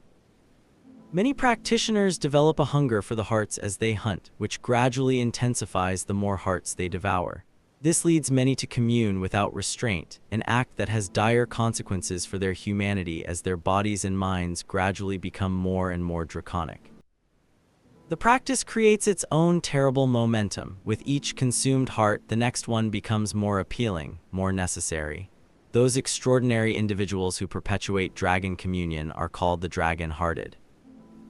Despite the ultimate monstrous fate that awaits them, the practitioners of dragon communion are recognized as extraordinary. The title dragon-hearted carries connotations of immense courage, unyielding determination, and exceptional capability. These are not weak-willed individuals who stumble into transformation by accident. They are heroes and warriors who deliberately choose to trade their humanity for power. The physical transformation process is gradual but inexorable. Those who have performed the dragon communion will find their humanity slowly slipping away. Once they fully succumb to their fate, they are left as no more than worms that crawl the earth. The end result of extensive dragon communion is a transformation into the grotesque magma worms, creatures that retain some measure of draconic power but lose the ability to fly and much of their intelligence and autonomy. A curved greatsword is wielded by the magma worms. Its shape resembles a dragon's jaw and is covered in hard scales. It's said these land-bound dragons were once human heroes who partook in dragon communion, a grave transgression for which they were cursed to crawl the earth upon their bellies, shadows of their former selves. The description of this transformation as a curse reveals the tragic nature of what these heroes thought they were choosing. They sought to become like dragons, to soar through the skies, but instead became something that was neither fully human nor fully dragon. The magma worms represent the ultimate cautionary tale about the terrible price of power. They are quadrupedal, draconic beings with torn, vestigial wings and broad, monstrous heads. They were once human heroes who partook in dragon communion, for which they were cursed to crawl the earth as flightless imitations of dragons, losing their humanity in the process. These creatures retain enough intelligence to wield weapons and exhibit tactical thinking, but they have lost the higher reasoning and emotional complexity that made them human. Great worm Theodorix provides a specific, named example of this tragic transformation. He was an ancient troll warrior and a hero of the war against the giants who became a magma worm after partaking in dragon communion. Theodorix was a celebrated war hero, a being who had already proven his exceptional nature through his service in one of the great conflicts of the age. Yet, even his heroic nature could not protect him from the ultimate consequences of dragon communion. The fact that even non-human heroes like Theodorix could be transformed into magma worms suggests that the process affects the fundamental nature of consciousness itself, rather than just human biology. This transformation threatens any intelligent being who chooses to pursue draconic power through consumption, regardless of their original species or inherent capabilities. Some drakes have become aware of this practice, such as Xyx the Decaying, who, even after succumbing to Melinia's rot, would never forget his hatred, and thus keeps himself stationed at the entrance of the Cathedral of Dragon Communion, so that he may kill or deter any would-be practitioners before they can reach the altar. Xyx's guardianship of the cathedral represents the other side of the Dragon Communion equation. While humans see the practice as a way to gain power, dragons understandably view it as a form of cannibalism and a profound violation. Xyx's position as guardian is particularly poignant because he himself has been corrupted by the scarlet rot, yet he still chooses to protect other dragons from the fate of being consumed. His hatred for dragon communion practitioners is so strong that it survives even the mind-destroying effects of the rot, suggesting that the violation represented by heart consumption strikes at the very core of draconic identity. The Cathedral of Dragon Communion itself stands as a monument to the practice's institutionalization. Rather than being performed in secret or as isolated acts of desperation, Dragon Communion became a formalized religion, complete with dedicated altars and established rituals. This institutionalization made the practice more accessible to humans, but it also made it more efficient at achieving placidusax's original goal of creating an army of dragon hunters. The irony of Dragon Communion's success is that it created a self-perpetuating cycle that extended far beyond placidusax's original intent. As time passed, the practice would continue without any influence from the priestesses. However, many practitioners would forget the original purpose of these hunts and would simply carry on consuming hearts in the pursuit of personal gain. What began as a directed military campaign against Baal became a general predation against all dragonkind. This evolution of purpose represents one of the great unintended consequences of creating powerful but autonomous weapons. Placidusax gave humans the tools to hunt dragons, but he could not control how those tools would ultimately be used.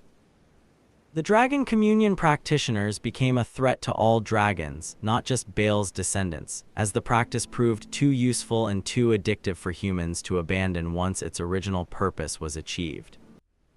A particular heart is described as one consumed in the ancient, original form of dragon communion.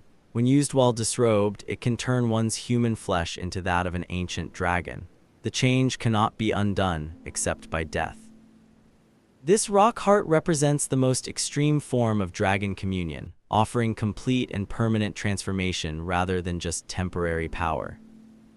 This item reveals that the practice had multiple levels of intensity, with some practitioners choosing partial transformation while others committed to a complete metamorphosis. The requirement to be disrobed for this transformation adds a ritualistic element that emphasizes the vulnerability and commitment required. The practitioner must literally shed their human coverings, their symbols of civilization and culture, to embrace their new, draconic nature. The fact that the change cannot be undone except by death emphasizes the absolute finality of this choice. There is no going back, no middle ground, no safety net. Even after being consumed, the throbbing heart of Baal continues to resist its subjugation, never weakening. One day, the fire within will consume the very body and soul of its communion devourer. This heart of Baal represents the ultimate prize and the ultimate danger of dragon communion. Even in death, Baal's will remains so strong that consuming his heart does not grant power so much as it invites possession. The heart actively fights against the one who consumed it, promising that the tables will eventually turn. This resistance from Baal's heart reveals something profound about the nature of dragon communion. The power gained is not truly owned by the practitioner. It is borrowed, rented, held temporarily against the will of its original possessor. The stronger the dragon whose heart is consumed, the more actively that dragon's essence will work to reclaim control. The warning that one day the fire within will consume the very body and soul of its communion devourer suggests that consuming Baal's heart is essentially a delayed death sentence. The practitioner gains immediate access to incredible power, but they have also invited a force into their being that will eventually destroy them from within. This makes the choice to consume Baal's heart a form of magical suicide bombing, gaining enough power to accomplish great deeds while knowing that those deeds will ultimately cost everything. The practice of dragon communion ultimately represents one of Elden Ring's most complex moral and philosophical questions.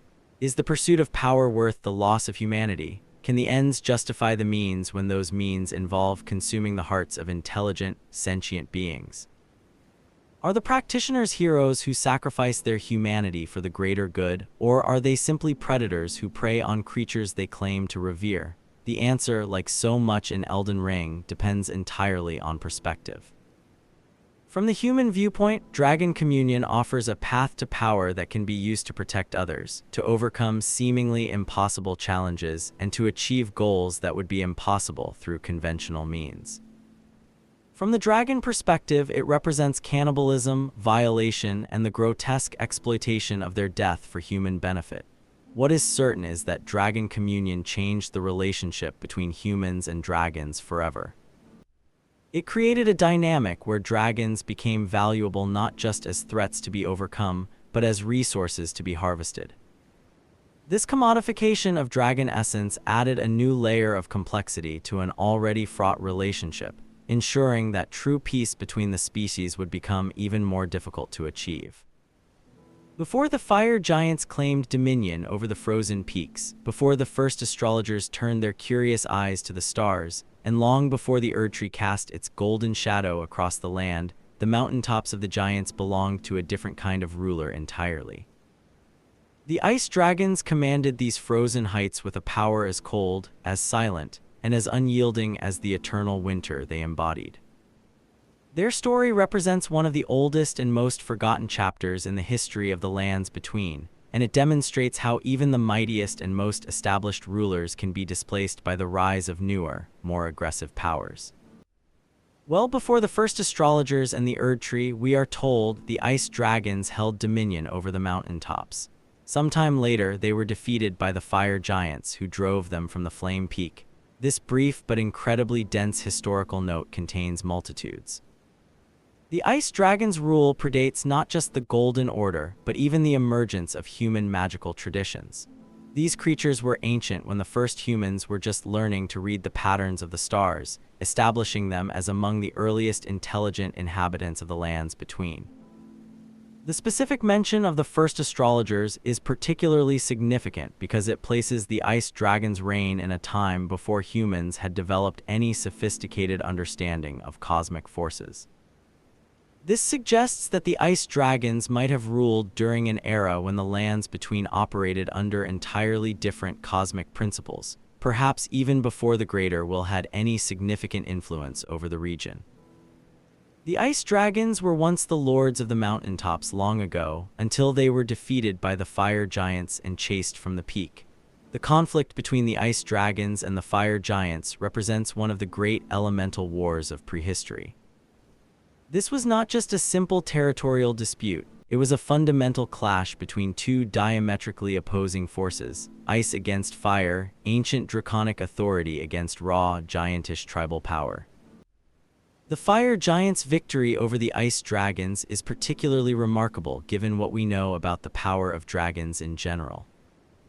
Dragons of any type are formidable opponents, and the ice dragons would have had the immense advantage of fighting on their home territory, in conditions that perfectly favored their elemental nature. For the fire giants to not only defeat them, but to drive them entirely from the mountains, suggests either an overwhelming application of force or a stroke of tactical brilliance on the giants' part. The displacement of the ice dragons by the fire giants also demonstrates the cyclical nature of power that seems to define the lands between. The dragons had ruled the mountaintops for an unknown but presumably lengthy period, long enough to be considered the natural and rightful lords of the entire region. Yet even their long-established dominion could not protect them when they were faced with a determined and powerful challenge from the fire giants. A superior incantation of dragon communion channels the power of Borealis, the freezing fog. It transforms the caster into a dragon to spew icy breath from above. Borealis represents the most visible surviving descendant of this ancient ice dragon lineage. His power, channeled through dragon communion, gives us a glimpse into what the original ice dragons must have been capable of. The title Freezing Fog suggests that Borealis does not just breathe ice, he creates entire environmental conditions that can transform a battlefield. This greater foe continually emits a stream of frost during combat, limiting player visibility and inflicting frostbite damage. His ability to alter the very atmosphere around him speaks to a form of power that goes beyond simple breath weapons into environmental manipulation on a grand scale. The ice dragon's approach to power was fundamentally different from that of their fire-breathing cousins. Where other dragons relied on destruction through burning, the ice dragons practiced control through freezing. Their frost attacks did not just damage their enemies, they slowed them, limited their vision, and gradually sapped their strength through accumulated cold damage. This represented a more patient, more controlling form of draconic power. The environmental effects of the ice dragon's presence would have transformed the mountaintops into a realm perfectly suited to their nature. The eternal winter that characterizes the region might be partially due to their long occupation, with their collective ice magic creating a permanent and irreversible change in the local climate. Even after their defeat and displacement, the mountaintops retained the frozen conditions that had defined the ice dragon's territory. The defeat by the fire giants represents more than just a military conquest, it was an elemental displacement on a cosmic scale. Fire does not just overcome ice, it melts it, transforms it, and fundamentally changes its nature. The fire giants did not just claim the ice dragon's territory, they transformed it into something that could no longer support an ice dragon civilization. Borealis is said to have crafted around himself a snowy fog and to control the frost. modern ice dragons like Borealis adapted to their defeat by developing new survival strategies. Rather than trying to reclaim their lost mountaintop territories, they found ways to create their own localized ice environments wherever they settled. Borealis surrounds himself with a freezing fog, essentially carrying a piece of the ice dragon's natural habitat with him wherever he goes. This adaptation demonstrates the remarkable resilience of the ice dragon lineage. Rather than fading into extinction after losing their ancestral homes, they evolved the ability to create suitable conditions for themselves in any environment. This represents a fundamental shift from depending on external conditions to actively shaping their surroundings to meet their needs. The ice dragon's original dominion over the mountaintops also reveals something important about the geography and ecology of the lands between in its earliest periods. For the ice dragons to have established lasting control over such a vast region, they must have been numerous, well-organized, and capable of maintaining their frozen domain against various threats over extended periods. The mountaintops under ice dragon rule would have been a very different place from the giant controlled peaks we encounter in the game. Rather than the flame-touched landscape dominated by fire giant culture, it would have been a realm of eternal winter, of crystalline beauty, and of the kind of pristine, deadly cold that only ice dragons could truly appreciate and command. The relationship between the ice dragons and other dragon lineages remains unclear from the available lore. Were they related to the ancient dragons, perhaps representing a specialized branch that had adapted to cold climates? Or were they an entirely separate evolutionary path that had developed similar intelligence and power independently? The lack of clear information suggests that ice dragon history predates most other recorded dragon lore, placing them in the earliest, most primordial periods of the land's between's development. The ice dragon's defeat by the fire giants also foreshadows the pattern of cyclical conquest that would define much of the land's between's later history. Just as the ice dragons had once displaced whatever powers controlled the mountaintops before them, they were in turn displaced by the fire giants. The fire giants would later face their own defeat at the hands of Marika's forces, continuing the endless cycle of rising and falling powers that seems to define this region. The legacy of the ice dragons persists in more than just Borealis's continued existence.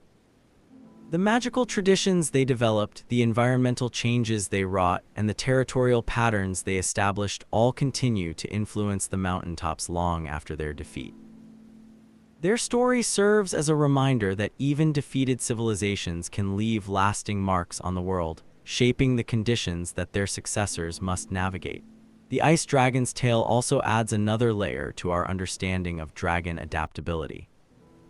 Just as the glintstone dragons adapted through magical consumption and the ancient dragons adapted through religious synthesis, the ice dragons had adapted to specific environmental conditions that allowed them to thrive in regions where other dragon types might struggle. Borealis, as the last surviving representative of this ancient and noble lineage, carries the immense weight of an entire lost civilization. His freezing fog is not just a breath weapon.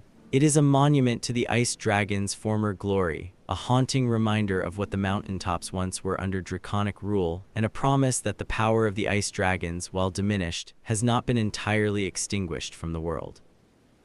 In the vast and tragic pantheon of corrupted figures that populate Elden Ring's world, few embody the grim concepts of endurance and purpose in the face of overwhelming affliction quite like decaying Xyz.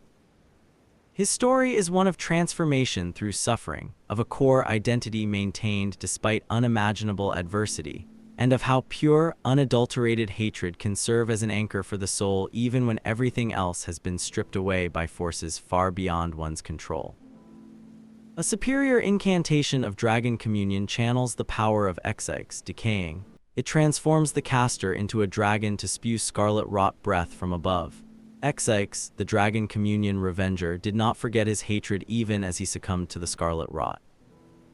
The title Dragon Communion Revenger immediately establishes Xyz's primary motivation and singular identity. Unlike many other dragons who seem to have accepted the new order of the world with varying degrees of resignation, Xyx maintains an active, violent opposition to the practice of consuming dragon hearts. The phrase "did not forget his hatred even as he succumbed to the scarlet rot" reveals the incredible strength of Xyx's will and the unwavering clarity of his purpose. The scarlet rot is one of the most insidious and corrupting forces in the lands between, capable of destroying not just bodies but minds and souls as well. The fact that Xyx maintained his burning hatred and his sense of purpose despite this all-consuming corruption speaks to an almost supernatural level of determination.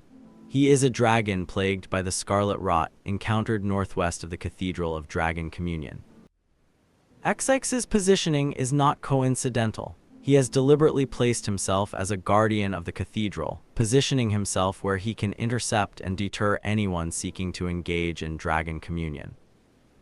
This represents a form of active, personal resistance against the practice, with Xyx willing to serve as a living, rotting barrier between potential practitioners and the altar where they would consume the hearts of his kindred. The strategic value of this position cannot be understated. The Cathedral of Dragon Communion is one of the primary locations where humans can trade dragon hearts for draconic power. By guarding the site, Xyx forces anyone seeking to engage in dragon communion to first prove their worth by overcoming him in battle. This serves multiple purposes. It reduces the number of casual practitioners who might consume dragon hearts on a whim.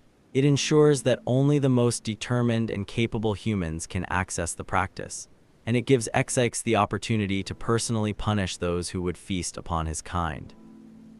Xyx has been driven mad by the scarlet rot, and as a result, he breathes out clouds of toxin that cause scarlet rot buildup on the player. The madness induced by the scarlet rot adds another layer of profound tragedy to Xyx's story. He has not only been physically corrupted by the rot, but mentally affected as well. Yet, this madness has not destroyed his core purpose. If anything, it might have intensified his hatred and made him even more dangerous to those he opposes. The transformation of his breath weapon from conventional fire to a cloud of scarlet rot toxin represents a form of adaptation similar to what we see in other dragons, but with a much darker and more tragic tone. Where Smerag and Agila chose their transformations and gained power from them, Xyx had this corruption forced upon him. Yet, he found a way to weaponize this affliction, turning his own suffering into a tool for revenge against those who would harm other dragons. The scarlet rot breath that Xyx wields is particularly insidious because it represents a form of poetic justice.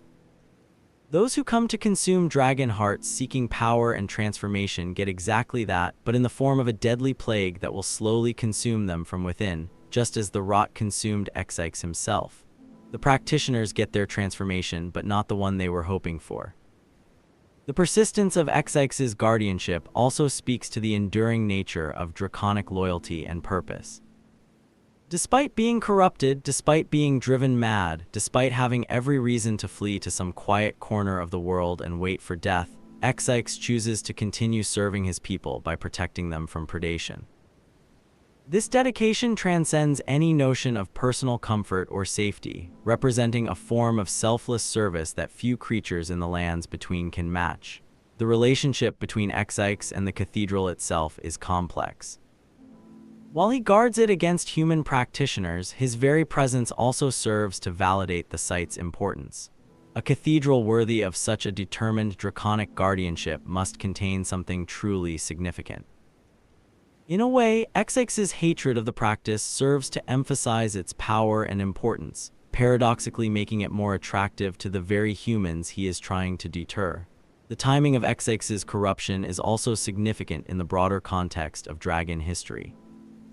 Following the Battle of Ionia, Greyoll and her offspring fled the Scarlet Rot by settling on a plateau in the northern reaches of Caelid, later known as Greyoll's Dragon Barrow.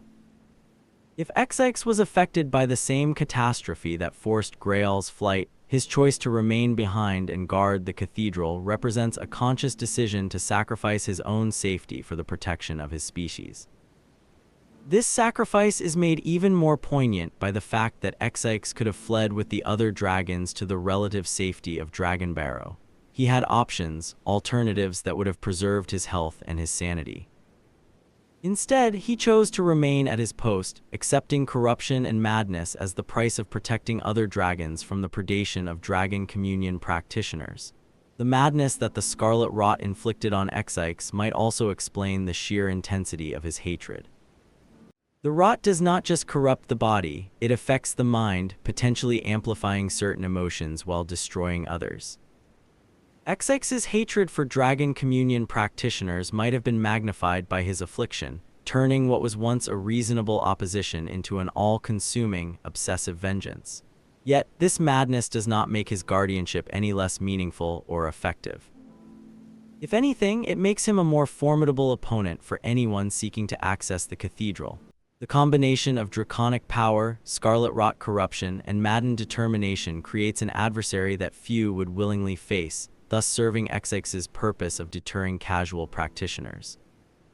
The supreme irony of Xyx's situation is that his own heart, once he is defeated and it is consumed through dragon communion, grants practitioners the very rotting breath that he wields against them. Those who defeat him and consume his heart gain the ability to spread the same corruption that destroyed his body and mind. This creates a form of terrible revenge even in death. Xyx continues to spread the rot that consumed him, ensuring that his suffering will be shared by those who profited from his demise. Xyx represents the terrible price of standing against unstoppable forces. His choice to oppose dragon communion, while noble, ultimately led to his corruption and death. Yet his example also demonstrates that resistance has value, even when victory is impossible. By making the practice more difficult and dangerous, by forcing practitioners to face the consequences of their choices, and by maintaining his opposition despite an overwhelming personal cost, Xyx upheld principles that transcended his own individual survival. His story serves as a reminder that heroism does not always involve triumph, that sometimes the greatest victories are moral rather than military, and that the choice to resist what is wrong can be meaningful even when that resistance seems utterly futile. In a world where power often determines right, Xyx stands as a tragic example of a creature who chose principle over pragmatism, duty over safety, and service over self-preservation.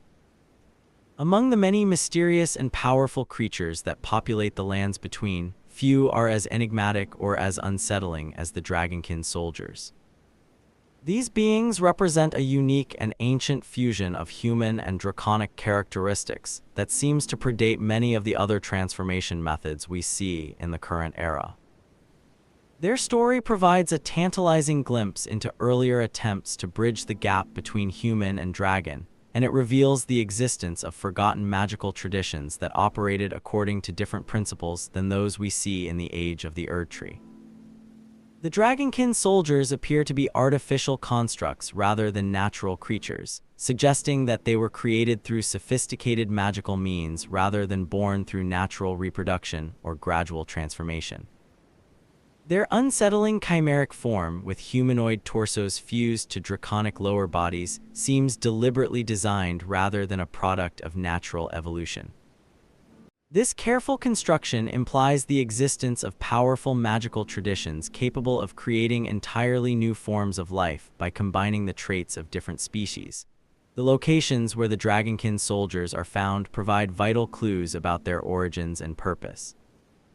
They appear in places associated with ancient and forgotten magical traditions, such as the Siofra River and the Lake of Rot, locations that predate the current cosmic order of the Golden Order. This distribution strongly suggests that they were created during an earlier era, possibly as part of magical experiments or as elite military programs that have since been abandoned or forgotten. The Dragonkin soldiers' combination of human intelligence and draconic power represents an early attempt to achieve what the practitioners of Dragon Communion seek through the consumption of dragon hearts.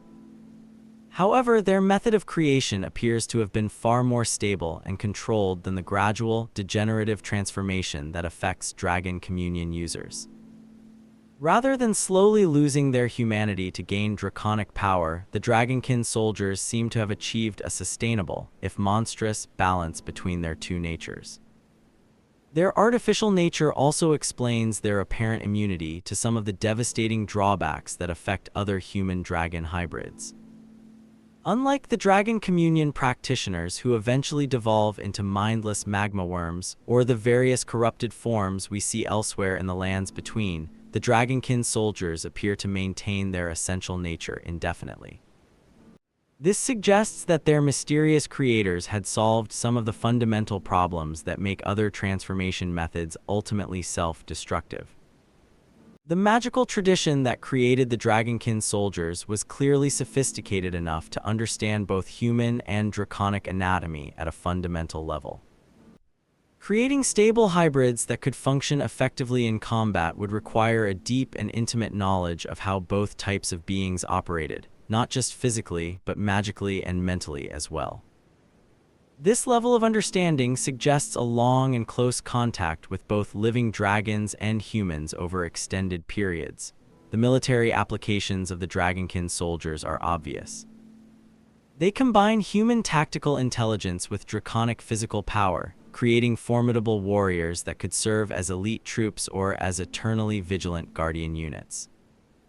Their presence in ancient, hidden ruins and subterranean locations suggests that they were indeed used for defensive purposes, protecting important sites or valuable resources from any and all intruders. However, the very existence of the dragonkin soldiers also raises disturbing questions about the ethics of their creation. Were they created from willing volunteers who sought this transformation, or were unwilling subjects transformed against their will?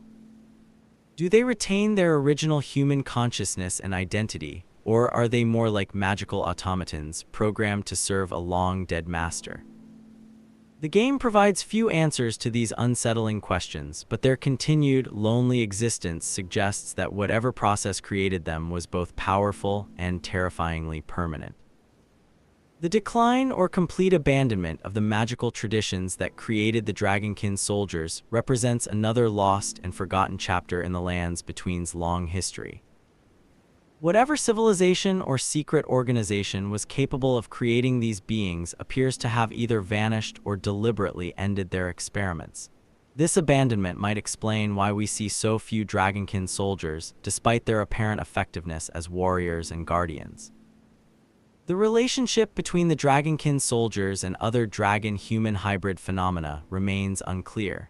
Were they the precursors to dragon communion, early experiments that led to the later development of heart consumption rituals?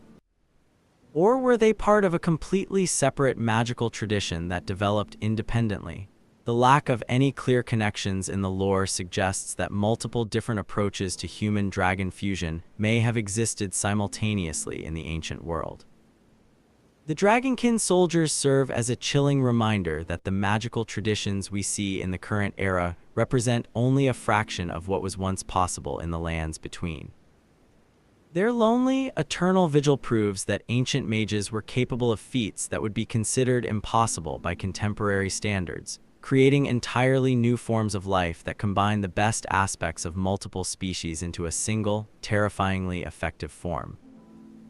The story of Dragon Lord Placidusax's retreat into the storm beyond time represents perhaps the most poignant and heartbreaking tale of loyalty and loss in all of Elden Ring's extensive lore. His lonely vigil, maintained across countless eons in a realm surgically removed from the normal flow of time, stands as a monument to a devotion so absolute that it transcends mortal understanding. When players finally discover the ancient dragon lord in his temporal refuge, they encounter not just a powerful and dangerous adversary, but a deeply tragic figure whose entire existence has become defined by waiting for something that may never come. We are told that the dragon lord, whose seat lies at the heart of the storm beyond time, is said to have been Elden Lord in the age before the Erdtree. Once his god was fled, the lord continued to await its return. This simple statement contains multitudes of profound meaning. Placidusax was not just a powerful dragon, he was the legitimate ruler of the lands between under a completely different cosmic order.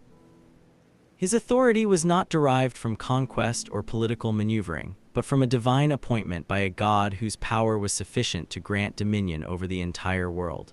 The phrase, "his god was fled," suggests that this deity's departure was not a voluntary abandonment, but a desperate escape. Something powerful enough to threaten a god capable of maintaining the entire age of dragons must have represented a cosmic-level threat. The arrival of the Greater Will and its agents might have forced placidusax's god to flee, creating the power vacuum that would eventually be filled by Marika and the Golden Order.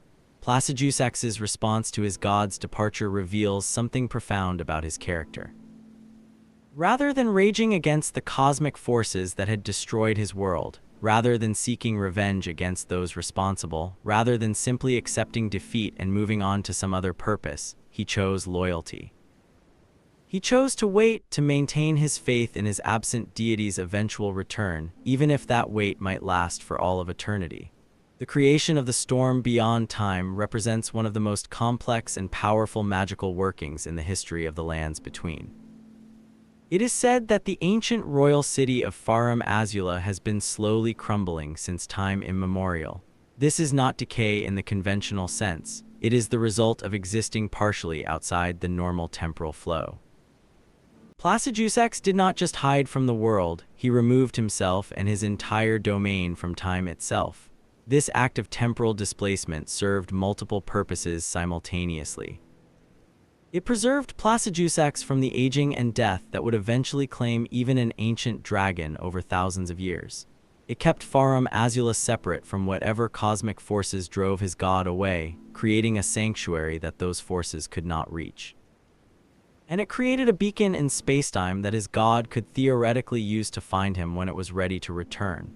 The position that Placidusax is in, with his two heads looking towards the sky, is strikingly similar to how the two fingers commune with the Greater Will. He may be perpetually attempting to reach out and contact his god who apparently fled the lands between. Even in his exile beyond time, Placidusax continues his attempts to communicate with his missing deity. His posture mirrors that of the two fingers, suggesting that he is engaged in a similar form of cosmic communication, reaching across the vast void between worlds in search of his god. It should also be noted that, unlike the two fingers, Placidusax's heads are crossed, reminiscent of someone crossing their fingers for luck. This small detail adds a deeply human and tragic element to the ancient dragon lord's cosmic vigil. The crossed heads might represent hope, a desperate prayer for good fortune. It is the gesture of a being so desperate for his god's return that he maintains this hopeful position across millennia, never once giving up his faith despite the passage of countless ages. The physical toll of maintaining this vigil is evident in Placidusax's condition when players finally encounter him. Placidusax shows serious signs of damage on his body. Notably, he is missing 3 of his 5 original heads and his second pair of wings, in spite of the Old Lord's talisman showing just 4 with complete wings. The Dragon Lord has been literally diminished by his long wait, losing parts of himself to the immense strain of maintaining the temporal barrier and the terrible wounds he sustained in his ancient battle with Baal. One of Placidusax's heads was lost prior to Baal's betrayal. 2 of the Dragon Lord's lost heads, as well as parts of their respective necks, can be found on the body of Baal the Dread, still biting into the drake's neck. This detail reveals the permanence of the damage inflicted during that ancient battle. Even across eons, even beyond the normal flow of time, Placidusax's severed heads continued to bite into Baal's flesh, their hatred and determination perfectly preserved in temporal stasis. The loyal dragons and beastmen who remained with Placidusax shared his exile from normal reality. Farum Azula became a mausoleum enshrining Placidusax, guarded by his chosen beastmen. Despite his stasis, Placidusax continued to grant blessings to his followers. The floating city became both tomb and temple, a place where the last remnants of dragon civilization could maintain their vigil alongside their wounded lord. Many of these ancient 4-winged dragons can still be seen flying around the crumbling Farum Azula.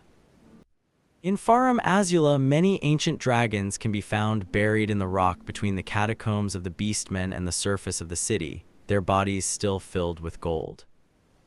Some of these loyal dragons did not survive the transition to existing beyond time, their bodies becoming part of the city's very structure while their golden essence continued to provide power for the temporal barrier. The sacrifices made by placidusax's followers mirror his own incredible dedication. These dragons and beastmen gave up any chance of a life in the normal world to share their lord's exile.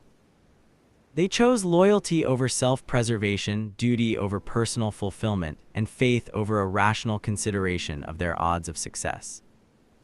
Their continued presence in Farum Azula, whether alive or incorporated into the city's structure, stands as a testament to the profound devotion placidusax inspired. The great irony of placidusax's vigil is that while he waited in temporal isolation for his god's return, the world moved on without him. The Golden Order rose, humanity achieved dominance, and the Age of Dragons came to a definitive end.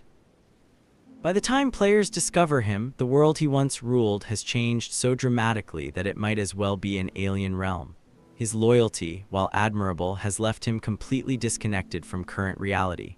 Yet, this disconnection might also represent a form of wisdom rather than folly. The world that emerged after his god's departure was one of constant conflict, betrayal, and cosmic upheaval. The shattering, the various wars and catastrophes that followed, the rise and fall of multiple competing powers, all of this chaos might serve to validate placidusax's choice to withdraw from active participation in worldly affairs. The storm beyond time also serves as a philosophical statement about the nature of loyalty and faith. Placidusax's vigil asks fundamental questions about the value of devotion when it is separated from any hope of reward, the meaning of duty when it is divorced from any practical purpose, and the significance of a loyalty that may never be recognized or reciprocated by its object. When players finally confront placidusax in his temporal domain, they are not just fighting a powerful boss, they are challenging the very concept of absolute loyalty. The battle represents a conflict between pragmatic action and faithful waiting, between accepting present reality and maintaining hope for an impossible future. Placidusax's defeat might be seen as either the tragic end of a noble devotion or the necessary conclusion of a futile obsession. The weapons and items that can be gained from placidusax after his defeat reflect his unique nature and his temporal power. The Dragon King's Cragblade and placidusax's Ruin both incorporate his mastery over time and space, suggesting that even in death, his power continues to transcend normal limitations. These items serve as permanent reminders of his long vigil, carrying fragments of the storm beyond time into the present world. Placidusax's story ultimately stands as one of the most complex and moving examinations of loyalty, faith, and devotion in all of Elden Ring. His vigil raises profound questions without providing easy answers. It challenges our assumptions about the value of persistence, and it demonstrates that sometimes the most profound acts of love are also the most tragic. Whether his eternal wait represents the height of noble dedication or the depths of tragic delusion remains a question that each player must answer for themselves. At the very center of the Dragon Communion system lies one of the most potent and controversial forms of currency in the lands between, the Dragon Heart. These vital organs represent far more than mere magical components. They are the crystallized essence of draconic power, living repositories of ancient knowledge, and potent symbols of the complex predator-prey relationship that defines the interaction between humans and dragons in the modern era. We are told that their vivacious red hearts were covered in sacred gravel stones. Even in the modern dragons, the descendants of the mighty ancients who had lost their stone-scaled hides and their immortal nature, the heart remained protected by the same gravel stones that had once armored their predecessors' entire bodies. This protection was not accidental or vestigial. It represents the recognition that the heart contains the most essential and valuable aspects of draconic nature. The gravel stone covering suggests that dragon hearts are not simply biological organs, but are in fact magical constructs that serve as focal points for draconic power. The stones do not just protect the physical heart, they preserve and concentrate the magical essence that makes a dragon what it is. This explains why consuming these hearts can grant humans draconic abilities rather than simply providing nutrition or a temporary magical enhancement. Dragon hearts are required in order to be exchanged for dragon communion incantations at select locations in the game. After obtaining 4 spells in this manner, the Tarnished's eyes will turn draconic, a change which can be undone at Fia's mirror in the Round Table Hold. The transformation of the practitioner's eyes after consuming only 4 hearts reveals the gradual and insidious nature of the draconic transformation. This is not a sudden metamorphosis, but an incremental change, with each heart consumed adding another layer of draconic essence to the practitioner's being. The fact that the eye transformation can be undone at Fia's mirror suggests that the early stages of dragon communion are not irreversible. However, this might represent only the cosmetic changes, with the deeper transformations being permanent regardless of one's outward appearance. The eyes serve as a warning system, alerting practitioners to the subtle changes occurring within them and giving them the opportunity to stop before they reach the point of no return. The enemies that drop dragon hearts include named dragons, glintstone dragons, magma worms including Macker and Theodorix, ghost flame dragons, and jagged peak drakes. This diverse list reveals that valuable dragon hearts are not limited to true dragons, but can be found in any creature that has achieved a sufficient level of draconic essence, regardless of their original nature. Even the magma worms, themselves the tragic result of failed dragon communion, retain hearts valuable enough to power further transformations. The inclusion of magma worms as a source for hearts creates a particularly dark and twisted irony in the dragon communion system. These creatures, once human heroes who were transformed by consuming dragon hearts, now serve as a source of hearts for other practitioners. The system has become cannibalistic, with the victims of dragon communion serving as fuel for new victims, creating a self-perpetuating cycle of transformation and consumption. The varying quality and power of different dragon hearts reflects the hierarchy that exists within draconic society. The Heart of Baal cannot be redeemed for an item by meeting with finger reader Enia. Rather, it must be redeemed at the grand altar of dragon communion. This heart cannot be consumed to receive runes, nor can it be duplicated. Baal's heart is so potent and so dangerous that it requires special handling and cannot be processed through the normal channels of dragon communion. It is the biauricular heart of Baal the Dread, dotted with horn-like gravel stones and glistening with a deep red liquor. One must gorge upon this at the grand altar of dragon communion to absorb Baal's power, the purest form of communion in the words of its priestess. The description of Baal's heart as biauricular, having 2 chambers, might reflect his nature as the progenitor of the modern drakes, or it might simply indicate the incredible power contained within the organ.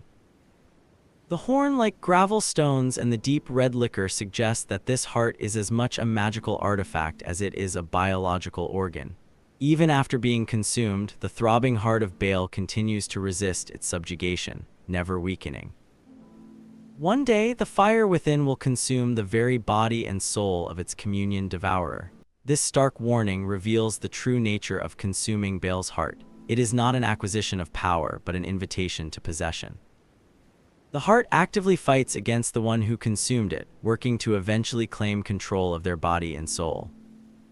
The resistance of Baal's heart demonstrates that dragon hearts are not passive magical components, but are in fact active, intelligent forces that retain aspects of their original owner's personality and will. This explains why the dragon communion transformation is often described in terms of losing one's humanity. The practitioner is not just gaining draconic power, they are sharing their body and mind with a draconic consciousness. The grand altar of dragon communion represents a more ancient and pure form of the practice than the smaller altars found elsewhere. A heart consumed in the ancient, original form of dragon communion, used while disrobed, can turn one's human flesh into that of an ancient dragon. The change cannot be undone, except by death. This rock heart reveals that dragon communion originally involved a complete and permanent transformation rather than temporary power borrowing. The requirement to be disrobed for this transformation emphasizes the vulnerability and commitment required. The practitioner must literally shed their human coverings, their symbols of civilization and culture, to embrace their new, draconic nature. This ritualistic element suggests that dragon communion was originally conceived as a sacred practice rather than as a mere means of power acquisition. A stone heart of a dragon communion priestess, when used while disrobed, can turn one's human flesh into that of an ancient dragon. The change cannot be undone except by death. The priestess was once an ancient dragon herself, but sacrificed that form for feeble flesh to aid in the destruction of Baal the Dread. This stone heart reveals the ultimate sacrifice made by the ancient dragons who chose to serve placidusax's revenge against Baal. These magnificent beings gave up their immortal stone forms to become mortal priestesses, only to have their own hearts eventually consumed by the very humans they taught. The circulation of dragon hearts through the dragon communion system creates a complex and dark economy of power and transformation. The hearts serve simultaneously as currency, magical component, and transformative agent. Their value is determined not just by the power they contain, but by the risks they represent to those who use them. The most powerful hearts command the highest prices, not just because they grant greater abilities, but because they pose greater dangers to the user. The preservation and preparation of dragon hearts for consumption suggests the existence of specialized knowledge and techniques that go beyond simple ritual instruction. The hearts must be harvested correctly, stored properly, and prepared in specific ways to maintain their potency and safety. The priestesses who established dragon communion would have needed to develop and teach these techniques, creating a body of esoteric knowledge that could be passed down through generations of practitioners. The geographical distribution of the dragon communion altars reflects the spread of the practice far beyond its original purpose. While the grand altar near the jagged peak represents the original, pure form of dragon communion focused on hunting Baal, the smaller altars found in places like Khalid show how the practice evolved and spread throughout the lands between as humans discovered its immense potential for personal empowerment. The relationship between dragon hearts and other forms of magical power in the lands between remains complex and not entirely understood. Dragon hearts do not just grant draconic abilities, they seem to fundamentally alter the practitioner's relationship with magic itself, potentially interfering with or enhancing other forms of power. This transformation might explain why dragon communion practitioners often seem to abandon other magical traditions in favor of purely draconic powers. The ultimate fate of consumed dragon hearts raises deep philosophical questions about the nature of consciousness and identity. If the heart retains aspects of the dragon's personality and will, what happens to that consciousness when the heart is consumed? Does it merge with the practitioner, creating a new, hybrid identity? Does it remain separate, fighting for control? Or does it gradually fade away as the practitioner's own humanity is consumed in turn? The game provides no clear answers, leaving these haunting questions to linger for anyone who dares to participate in dragon communion. The tragic transformation from celebrated human hero to grotesque magma worm represents one of the most heartbreaking and cautionary arcs in all of Elden Ring's extensive lore. These creatures, once noble champions and valiant warriors who sought power to protect others or to achieve great and heroic deeds, have become living warnings about the ultimate, soul-destroying cost of dragon communion. Their stories serve as stark cautionary tales about the seductive and corrupting nature of power and the impossibility of controlling forces that lie far beyond human comprehension. We are told that those who have performed the dragon communion will find their humanity slowly slipping away. Once they fully succumb to their fate, they are left as no more than worms that crawl the earth. The transformation is not sudden or dramatic. It is a gradual, insidious erosion of everything that makes a person human. Each dragon heart consumed takes away another piece of the practitioner's original nature, replacing human thoughts, desires, and characteristics with cold, draconic instincts. The process is described as slipping away, suggesting that practitioners often do not realize the full extent of their transformation until it is far too late. The changes might seem manageable at first: enhanced strength, new magical abilities, improved senses. Only gradually do the more fundamental and terrifying alterations become apparent. The loss of human emotions, the replacement of human values with draconic territorialism and aggression, and the eventual complete and monstrous transformation of body and mind. A curved greatsword wielded by the magma worms, its shape resembling a dragon's jaw and covered in hard scales, tells us that these land-bound dragons were once human heroes who partook in dragon communion, a grave transgression for which they were cursed to crawl the earth upon their bellies, shadows of their former selves. This description of their weapon tells us everything we need to know about what these creatures once were and what they have become.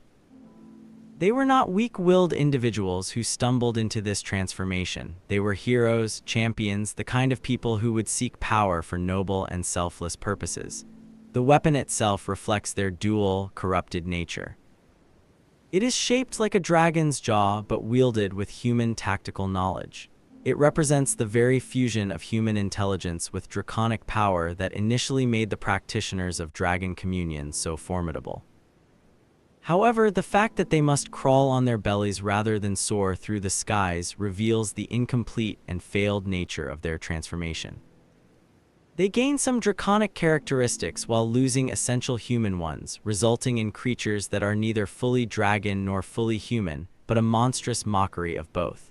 Magma worms are quadrupedal, draconic beings with torn, vestigial wings and broad heads. They were once human heroes who partook in dragon communion, for which they were cursed to crawl the earth as flightless imitations of dragons, losing their humanity in the process.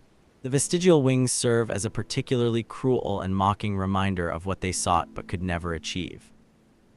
These former heroes wanted to soar like dragons, to command the skies and wield the power of the ancient lords of the lands between. Instead, they received pathetic mockeries of wings that can never grant flight, permanent, flapping symbols of their failed transformation. The broad heads of the magma worms might reflect the expansion of their skulls to accommodate draconic brain structures, or they might simply be the result of uncontrolled bone and cartilage growth driven by the magical transformation. Either way, these enlarged heads house minds that are no longer fully human, but also are not truly draconic, creating beings trapped between two forms of consciousness.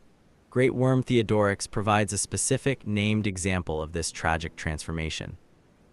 He was an ancient troll warrior and a hero of the war against the giants who became a magma worm after partaking in dragon communion. Theodorix's story is particularly poignant because we know of his heroic background. He was not just any warrior, he was a celebrated hero of one of the great conflicts of the age, someone who had already proven his exceptional nature through his service in the war against the fire giants. The name of the ancient troll warrior Theodorix lives on as a hero of the war against the giants, even after his transformation into a magma worm. He retained enough of his heroic reputation that his name continued to be honored. This suggests that his transformation occurred after his heroic deeds were complete, possibly as a result of him seeking even greater power to continue serving in conflicts or to protect others from threats that conventional strength could not handle. Theodorix's case also reveals that the transformation of dragon communion is not limited to humans. As a troll who became a magma worm, he demonstrates that the process affects the fundamental nature of consciousness and identity, rather than just human biology. Any intelligent being who consumes dragon hearts risks the same terrible fate, regardless of their original species or inherent magical nature. A superior incantation of dragon communion channels the power of the great worm Theodorix.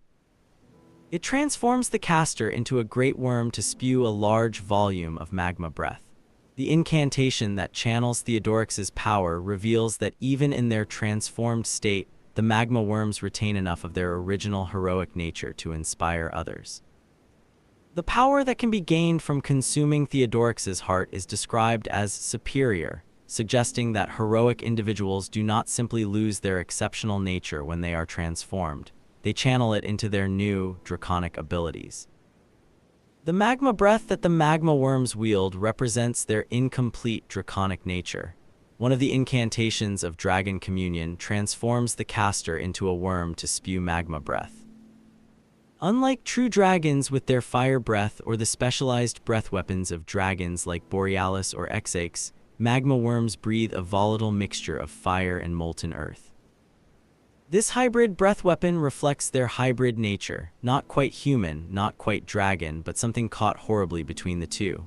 The crawling nature of the magma worms serves as both a practical limitation and a symbolic punishment. They were cursed to crawl the earth upon their bellies, shadows of their former selves. The loss of an upright posture represents more than just a physical change. It symbolizes the loss of human dignity and aspiration. Where once they stood tall as heroes and champions, now they must crawl like beasts, their noble bearing reduced to animalistic movement. Yet the description of them as shadows of their former selves suggests that some essence of their original nature remains, trapped within their transformed bodies. They are not completely new beings, but distorted, tormented versions of who they once were, which might make their condition even more tragic than a complete transformation would be. The locations where magma worms are encountered tell their own stories about these fallen heroes. Magma worm Macker is found at the ruin-strewn precipice, serving as a guardian of one of the paths to the Altus Plateau. This positioning suggests that even in their transformed state, some magma worms continue to serve protective functions, possibly driven by lingering instincts or fragmented memories from their heroic past. The fact that Macker guards a route to the Altus Plateau might not be coincidental. If he was once a hero who sought to protect others, his transformed nature might still drive him to control access to important locations, ensuring that only those capable of overcoming his challenge can pass. In a twisted way, his presence serves the same function it did when he was human, testing the worthiness of those who seek to advance. The magma worm found in the Gale Tunnel presents another case of a transformed hero continuing to inhabit strategically important locations. Whether this represents a conscious choice or simply instinctive behavior driven by their transformed nature is unclear, but the pattern suggests that something of their original purpose survives the transformation process. The weapons wielded by the magma worms also reflect their retention of human intelligence and tactical thinking. Unlike true dragons who rely primarily on their natural weapons, claws, teeth, and breath attacks, magma worms continue to use crafted weapons. Their greatswords, shaped like dragon jaws but wielded with human technique, represent the fusion of their dual nature into a form of combat that draws from both traditions. This continued use of weapons might also represent a desperate clinging to their human identity. By maintaining the use of the tools and weapons that define their heroic careers, the magma worms might be trying to preserve some connection to who they once were, even as their bodies and minds are increasingly claimed by their draconic transformation. The tragedy of the magma worms extends beyond their individual fates to what they represent for the practice of dragon communion as a whole. Each of these creatures was once someone who believed they could control the power they were acquiring, someone who thought they were strong enough to maintain their human nature while gaining draconic abilities. Their transformation into crawling, wingless mockeries of dragons serves as a stark warning that the forces unleashed by dragon communion are ultimately beyond human control. Yet, their continued existence also serves placidusax's original purpose in creating dragon communion. These transformed heroes continue to consume dragon hearts even in their magma worm form, suggesting that their hunger for draconic power survives their transformation. In a sense, they have become the perfect dragon communion practitioners, beings completely dedicated to consuming dragon essence, no longer hindered by human squeamishness or moral considerations about the practice. The magma worms ultimately represent the dark side of heroic ambition. Their stories demonstrate that the greatest heroes can fall the furthest, that the desire to gain power to help others can lead to losing the very humanity that made that desire meaningful in the first place.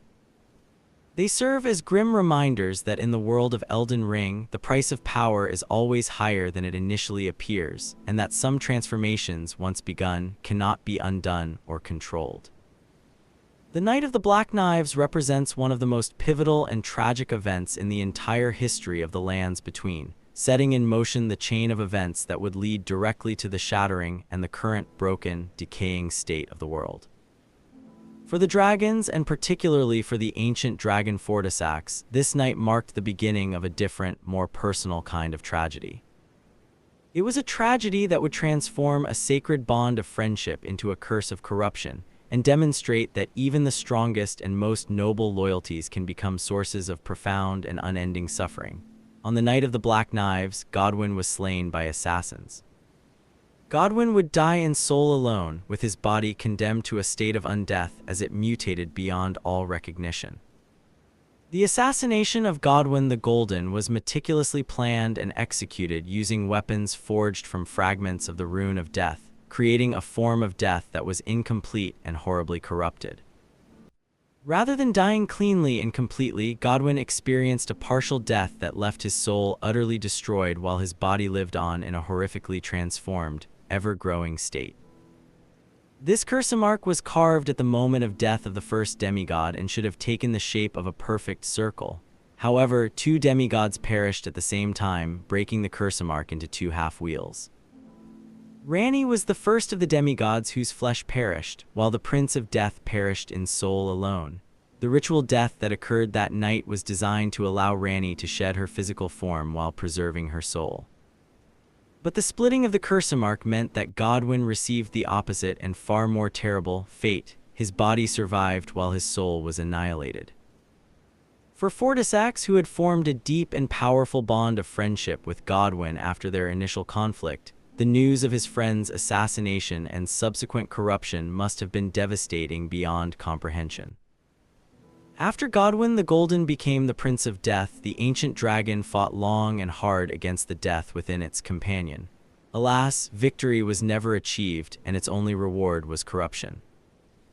fromsoftware's response to his friend's condition reveals the incredible depth of their bond and the extent of draconic loyalty. The phrase, "fought long and hard against the death within," suggests that fromsoftware did not simply stand by and mourn his friend's fate. Instead, he actively engaged in a desperate combat against the very forces of death that were consuming Godwyn's undead form. This was not a battle in the conventional sense. It was a mystical, spiritual struggle against corruption itself, with fromsoftware using his ancient draconic power to try to cleanse or contain the death blight that was spreading through his friend's transformed body. The ultimate futility of this struggle is emphasized by the heartbreaking statement that victory was never achieved. Despite fromsoftware's incredible power, despite his mastery of red lightning and his stone-scaled resilience, despite his unyielding determination and loyalty, he could not overcome the forces that had been set in motion by the assassin's blades. The Rune of Death was a fundamental force of the cosmos, and even an ancient dragon could not simply reverse its effects through sheer force of will. The price of this failed struggle was fromsoftware's own corruption. His only reward was corruption. In attempting to save his friend, fromsoftware exposed himself to the same insidious death blight that was consuming Godwyn. The corruption that transformed him from the noble ancient dragon fromsoftware into the fearsome lich dragon fromsoftware represents one of the most tragic transformations in the entire game. A being of pure life and lightning became a creature of death and decay. An incantation that channels the power of the ancient dragon fromsoftware, now corrupted by death, inflicts death blight upon foes. It is said that this golden lightning was wielded by Godwyn, who befriended fromsoftware. The corruption of fromsoftware's lightning, from its original vibrant red to the golden hue associated with Godwyn, and then finally to the death-touched lightning he wields as a lich dragon, tells the story of his transformation in magical terms.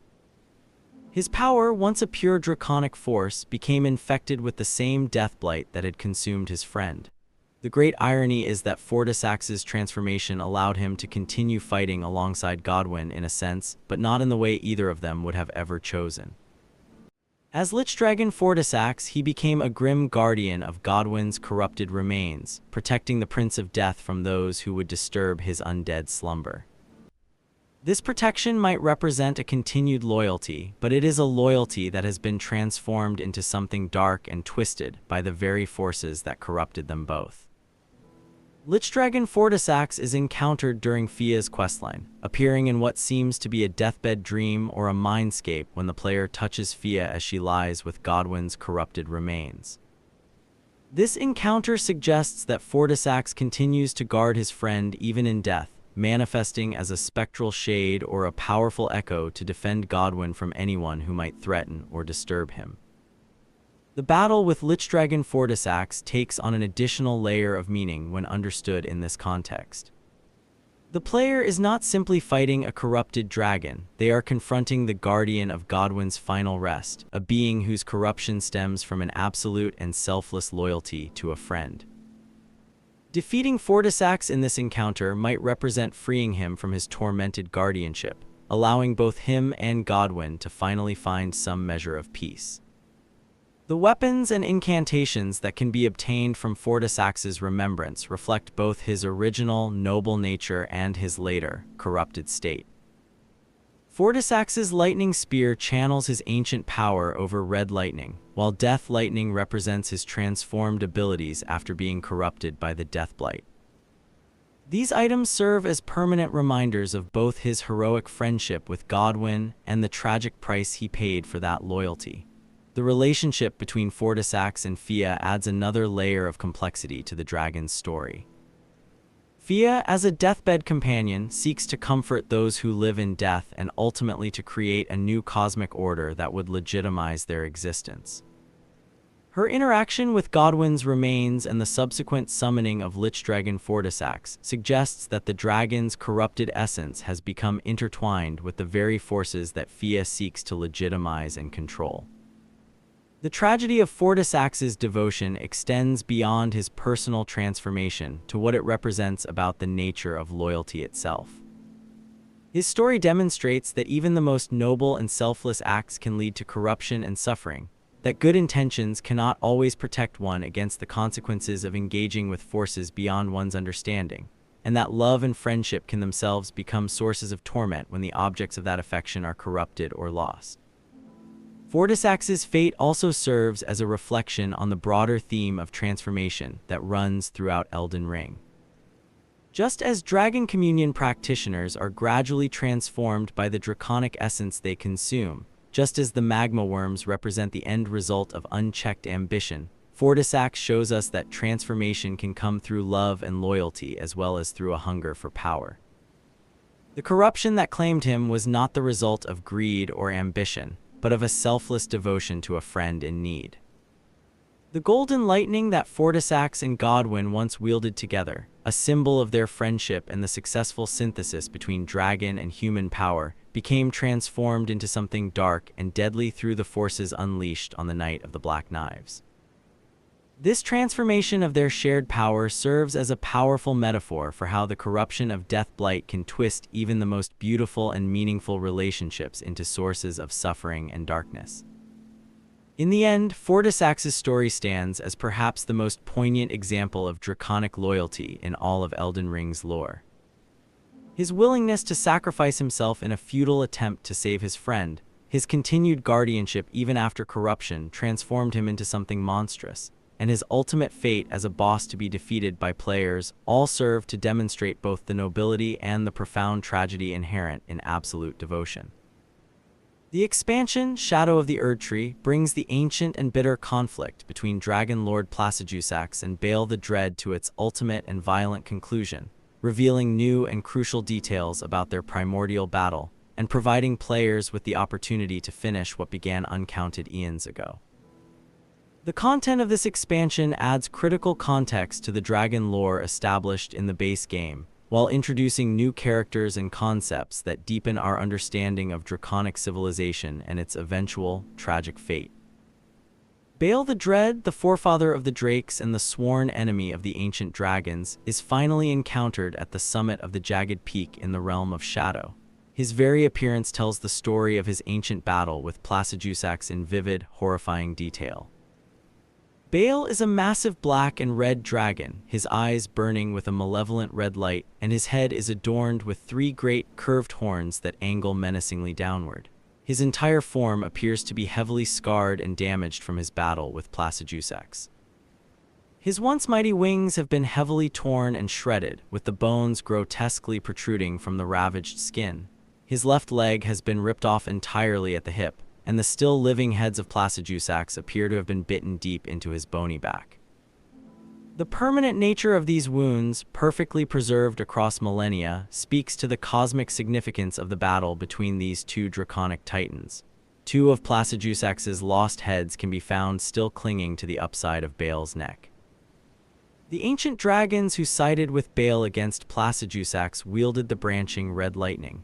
Even in the realm of shadow, cut off from the normal flow of time and space, the evidence of their mutual destruction remains visible and active.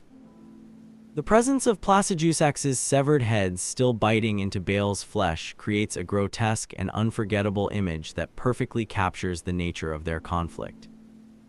This was not a clean battle with a clear victor. It was a mutually destructive struggle that left both participants permanently scarred. The heads do not just rest on Baal's back, they actively bite into him, their undying hatred and determination preserved across the ages. The realm of shadow itself provides the perfect prison and kingdom for Baal and his followers. Cut off from the main lands between, this shadowy reflection of the world became home to the dragons who had chosen to follow the rebellious Baal rather than remain loyal to placidusax. Here, separated from the cosmic forces that governed the main world, Baal and his descendants developed into something new and different from their ancient dragon origins. The path to confronting Baal leads through the jagged peak, a treacherous and storm-racked mountain that serves as both his fortress and his monument. The journey up the peak reveals the terrible cost of Baal's rebellion. The slopes are littered with the petrified corpses of dragons, some still locked in eternal, silent combat with each other. This vast dragon graveyard tells the story of a civilization that turned on itself, where the civil war between placidusax's loyalists and Baal's rebels continued long after their leaders had wounded each other into a state of semi-retirement. The ancient dragon Senesax, encountered on the path to Baal's summit, represents one of the ancient dragons who chose to side with the rebel against their former lord. He is found before reaching the summit of the jagged peak, and it is likely Senesax was one of the ancient dragons who sided with the betrayer over their lord placidusax, as mentioned in the red lightning pot description. The fact that ancient dragons, beings of living stone and lightning who had served placidusax for eons, chose to rebel alongside Baal speaks to either the persuasive power of his cause or the compelling nature of his vision for the future of dragonkind. The confrontation with Baal himself is facilitated by one of the most memorable NPCs in all of Elden Ring, Aigon, the broken Drake warrior, whose all-consuming obsession with the dread dragon provides both context and emotional weight to the encounter. Aigon's story represents the human cost of Baal's continued existence and the terrible price paid by those who sought to answer placidusax's call for dragon hunters. Curse you, Baal, I hereby vow you will rue this day. Behold, a true Drake warrior, and I, Aigon, your fears made flesh. Solid of scale you might be, foul dragon, but I will riddle with holes your rotten hide with a hail of harpoons, with every last drop of my being. Aigon's passionate hatred for Baal provides a very human perspective on this ancient draconic conflict. Dragonslayer Aigon, a particularly obsessive Drake warrior, was one such mortal. Aigon faced Baal but was left broken in both body and spirit by their battle. Aigon's condition when players first encounter him legless and consumed by an obsessive desire for revenge demonstrates the kind of destruction that Baal could inflict even on seasoned dragon hunters. Yet, rather than being deterred by his defeat, Aigon's hatred only intensified, making him the perfect ally for the final confrontation. The relationship between Aigon and Baal echoes classical literature, particularly the dynamic between Captain Ahab and Moby Dick. Both represent men who have been physically and psychologically destroyed by their encounters with legendary beasts, yet who cannot abandon their quests for revenge despite the obvious futility and self-destructive nature of their obsessions. The ancient dragon Florisax, also known as the Dragon Communion Priestess, provides crucial exposition about the true origins of Dragon Communion and Baal's role in draconic history. Each night, she offers her sleep to her lord, placidusax, and is susceptible to a sleep-inducing tonic. Florisax has been enticing young warriors to partake in Dragon Communion from the grand altar of Dragon Communion near the foot of the jagged peak. She encourages the Tarnished to seek out Baal the Dread, to kill him, and consume his heart on behalf of her lord. Florisax's revelation that dragon communion was created specifically to hunt Baal and his descendants provides the missing context for the practice's origins. Long ago, Florisax assumed human form to share dragon communion with the world. Now, she has acquired a human heart. Her transformation from an ancient dragon to a human priestess represents the ultimate sacrifice made in service to placidusax's desire for revenge. She gave up her immortal stone form and her immense power to walk among mortals and teach them how to become living weapons against Baal. The grand altar of dragon communion, located near the base of the jagged peak, represents the original and purest form of the practice. Unlike the smaller altars found throughout the lands between, this altar was created specifically for the war against Baal, and it is here that his heart must ultimately be consumed if his power is to be truly claimed. The heart of Baal itself represents one of the most dangerous and potent magical artifacts in the game. It is the biauricular heart of Baal the Dread, dotted with horn-like gravel stones and glistening with a deep red liquor. One must gorge upon this at the grand altar of dragon communion to absorb Baal's power, the purest form of communion. The description emphasizes both the immense power contained within the heart and the grave danger it represents to anyone who would dare to consume it. Even after being consumed, the throbbing heart of Baal continues to resist its subjugation, never weakening. One day, the fire within will consume the very body and soul of its communion devourer. This warning makes it clear that consuming Baal's heart is not truly gaining his power. It is inviting his consciousness into one's own body, where it will work tirelessly to claim control and eventually consume the host entirely. The battle with Baal represents the culmination of multiple storylines that have been building throughout both the base game and the expansion. For placidusax's followers, it represents the completion of their lord's revenge and the final resolution of the ancient draconic civil war. For dragon communion practitioners, it represents access to the ultimate source of draconic power. For Aigon, it represents the fulfillment of his obsessive quest for vengeance. Unlike placidusax, Baal seems to be able to regenerate his missing limbs. During his second phase, he manages to restore 2 of his wings that he had lost during his mortal fight against his nemesis. This regenerative ability, possibly connected to his association with crucible-like powers, allows Baal to literally rise above his previous limitations during the fight, manifesting spectral wings that grant him renewed mobility and new, devastating attack options. The implications of Baal's defeat extend far beyond the immediate resolution of his storyline. With both Baal and, eventually, placidusax defeated by the Tarnished, the ancient draconic civil war finally comes to an end. The last of the great ancient dragons have fallen, their age-old conflicts resolved not by draconic might, but by the intervention of an outsider who serves neither faction. This resolution raises profound questions about the future of dragonkind in the lands between.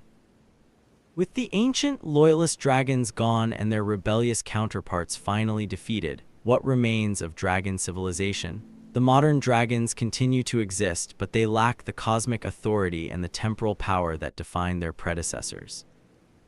The Age of Dragons, which began with placidusax's rule and continued through rebellion and civil war, finally ends with the defeat of its last great champions. The dragon communion incantations that can be gained from Baal's heart, Baal's flame lightning, and Baal's tyranny represent the final synthesis of the power that drove the ancient draconic conflict. These spells combine the fire and the lightning that define dragon power, creating abilities that transcend the limitations of either element alone. In a sense, they represent what dragon power might have become if the Civil War had never occurred, if the species had found ways to evolve and grow rather than tear itself apart through internal conflict. The story of Baal's final confrontation ultimately serves as both a conclusion and a new beginning. It concludes the ancient storylines that began with the first betrayal in Farum Azula, but it also begins a new chapter in the relationship between humans and dragons. With the last of the great ancient dragons defeated, the remaining dragons must find new ways to exist in a world increasingly dominated by human civilization. The power gained through dragon communion will continue to transform humans into draconic forms, but without the original context of vengeance against Baal, the practice may evolve into something entirely different. As our comprehensive journey through the lore of Elden Ring's dragons draws to a close, we find ourselves contemplating not just where these magnificent creatures have been, but where they might be going. The dragons of the lands between have witnessed the rise and fall of gods, the transformation of entire civilizations, and the endless, grinding cycle of power that seems to define existence in this fractured world. Their story, from the primordial age of dragons to the current era of the Tarnished, represents one of the most complete and poignant narrative arcs in all of FromSoftware's mythology. The dragons we encounter as players represent the endpoint of millions of years of evolution, adaptation, and survival. From the immortal stone titans who once ruled with absolute divine authority to the flesh and blood descendants who struggle to find their place in a world dominated by human civilization, dragonkind has demonstrated a remarkable resilience and adaptability. They have survived the departure of their god, the brutal civil war that tore their society apart, the rise of competing cosmic orders, and the gradual, inexorable diminishment of their power and influence. Yet, this survival has come at a tremendous cost. The ancient dragons, those magnificent beings of living stone who commanded red lightning and existed partially outside the flow of time, are now essentially extinct. Placidusax waits in his storm beyond time for a god that will likely never return. Fortisax has been corrupted by his unwavering loyalty to a dead friend.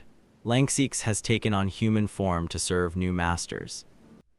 The dragons that remain are but pale shadows of what their predecessors once were, reduced to territorial guardians, magical curiosities, or, most tragically, sources of power for the human practitioners of dragon communion.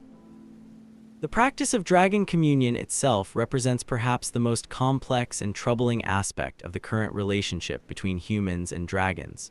Born from Placidusax's burning desire for revenge against Baal, it has evolved into something far beyond its original purpose. Humans who consume dragon hearts do not just gain power, they gradually transform into something that is neither fully human nor fully dragon. The magma worms that crawl through the lands between serve as permanent, grotesque warnings about the ultimate cost of this transformation. Yet, the practice continues to attract heroes and adventurers who believe they can control forces that have destroyed everyone who came before them. The great irony of dragon communion is that it might represent the future of dragonkind in a way that none of its creators ever intended. As humans transform through the consumption of dragon hearts, they become the carriers of draconic essence in new forms. The dragons may have lost their original bodies and consciousness, but their power lives on in new, hybrid forms that blend human intelligence with draconic might. In a sense, the species is evolving rather than going extinct, finding new expressions through the very practice that was designed to hunt them. The geographical distribution of dragons throughout the lands between tells its own story about adaptation and survival. From Aghil's territorial control of his lake to the glintstone dragon's integration with human magical traditions, from Greyoll's protective isolation in Dragonbarrow to Borealis's mastery of environmental manipulation, each surviving dragon has found a unique niche that allows it to exist in this post-ancient world. They no longer rule as cosmic authorities, but they remain powerful forces to be respected and feared. The relationship between dragons and the various factions and powers of the current era reveals the complexity of their position in the world.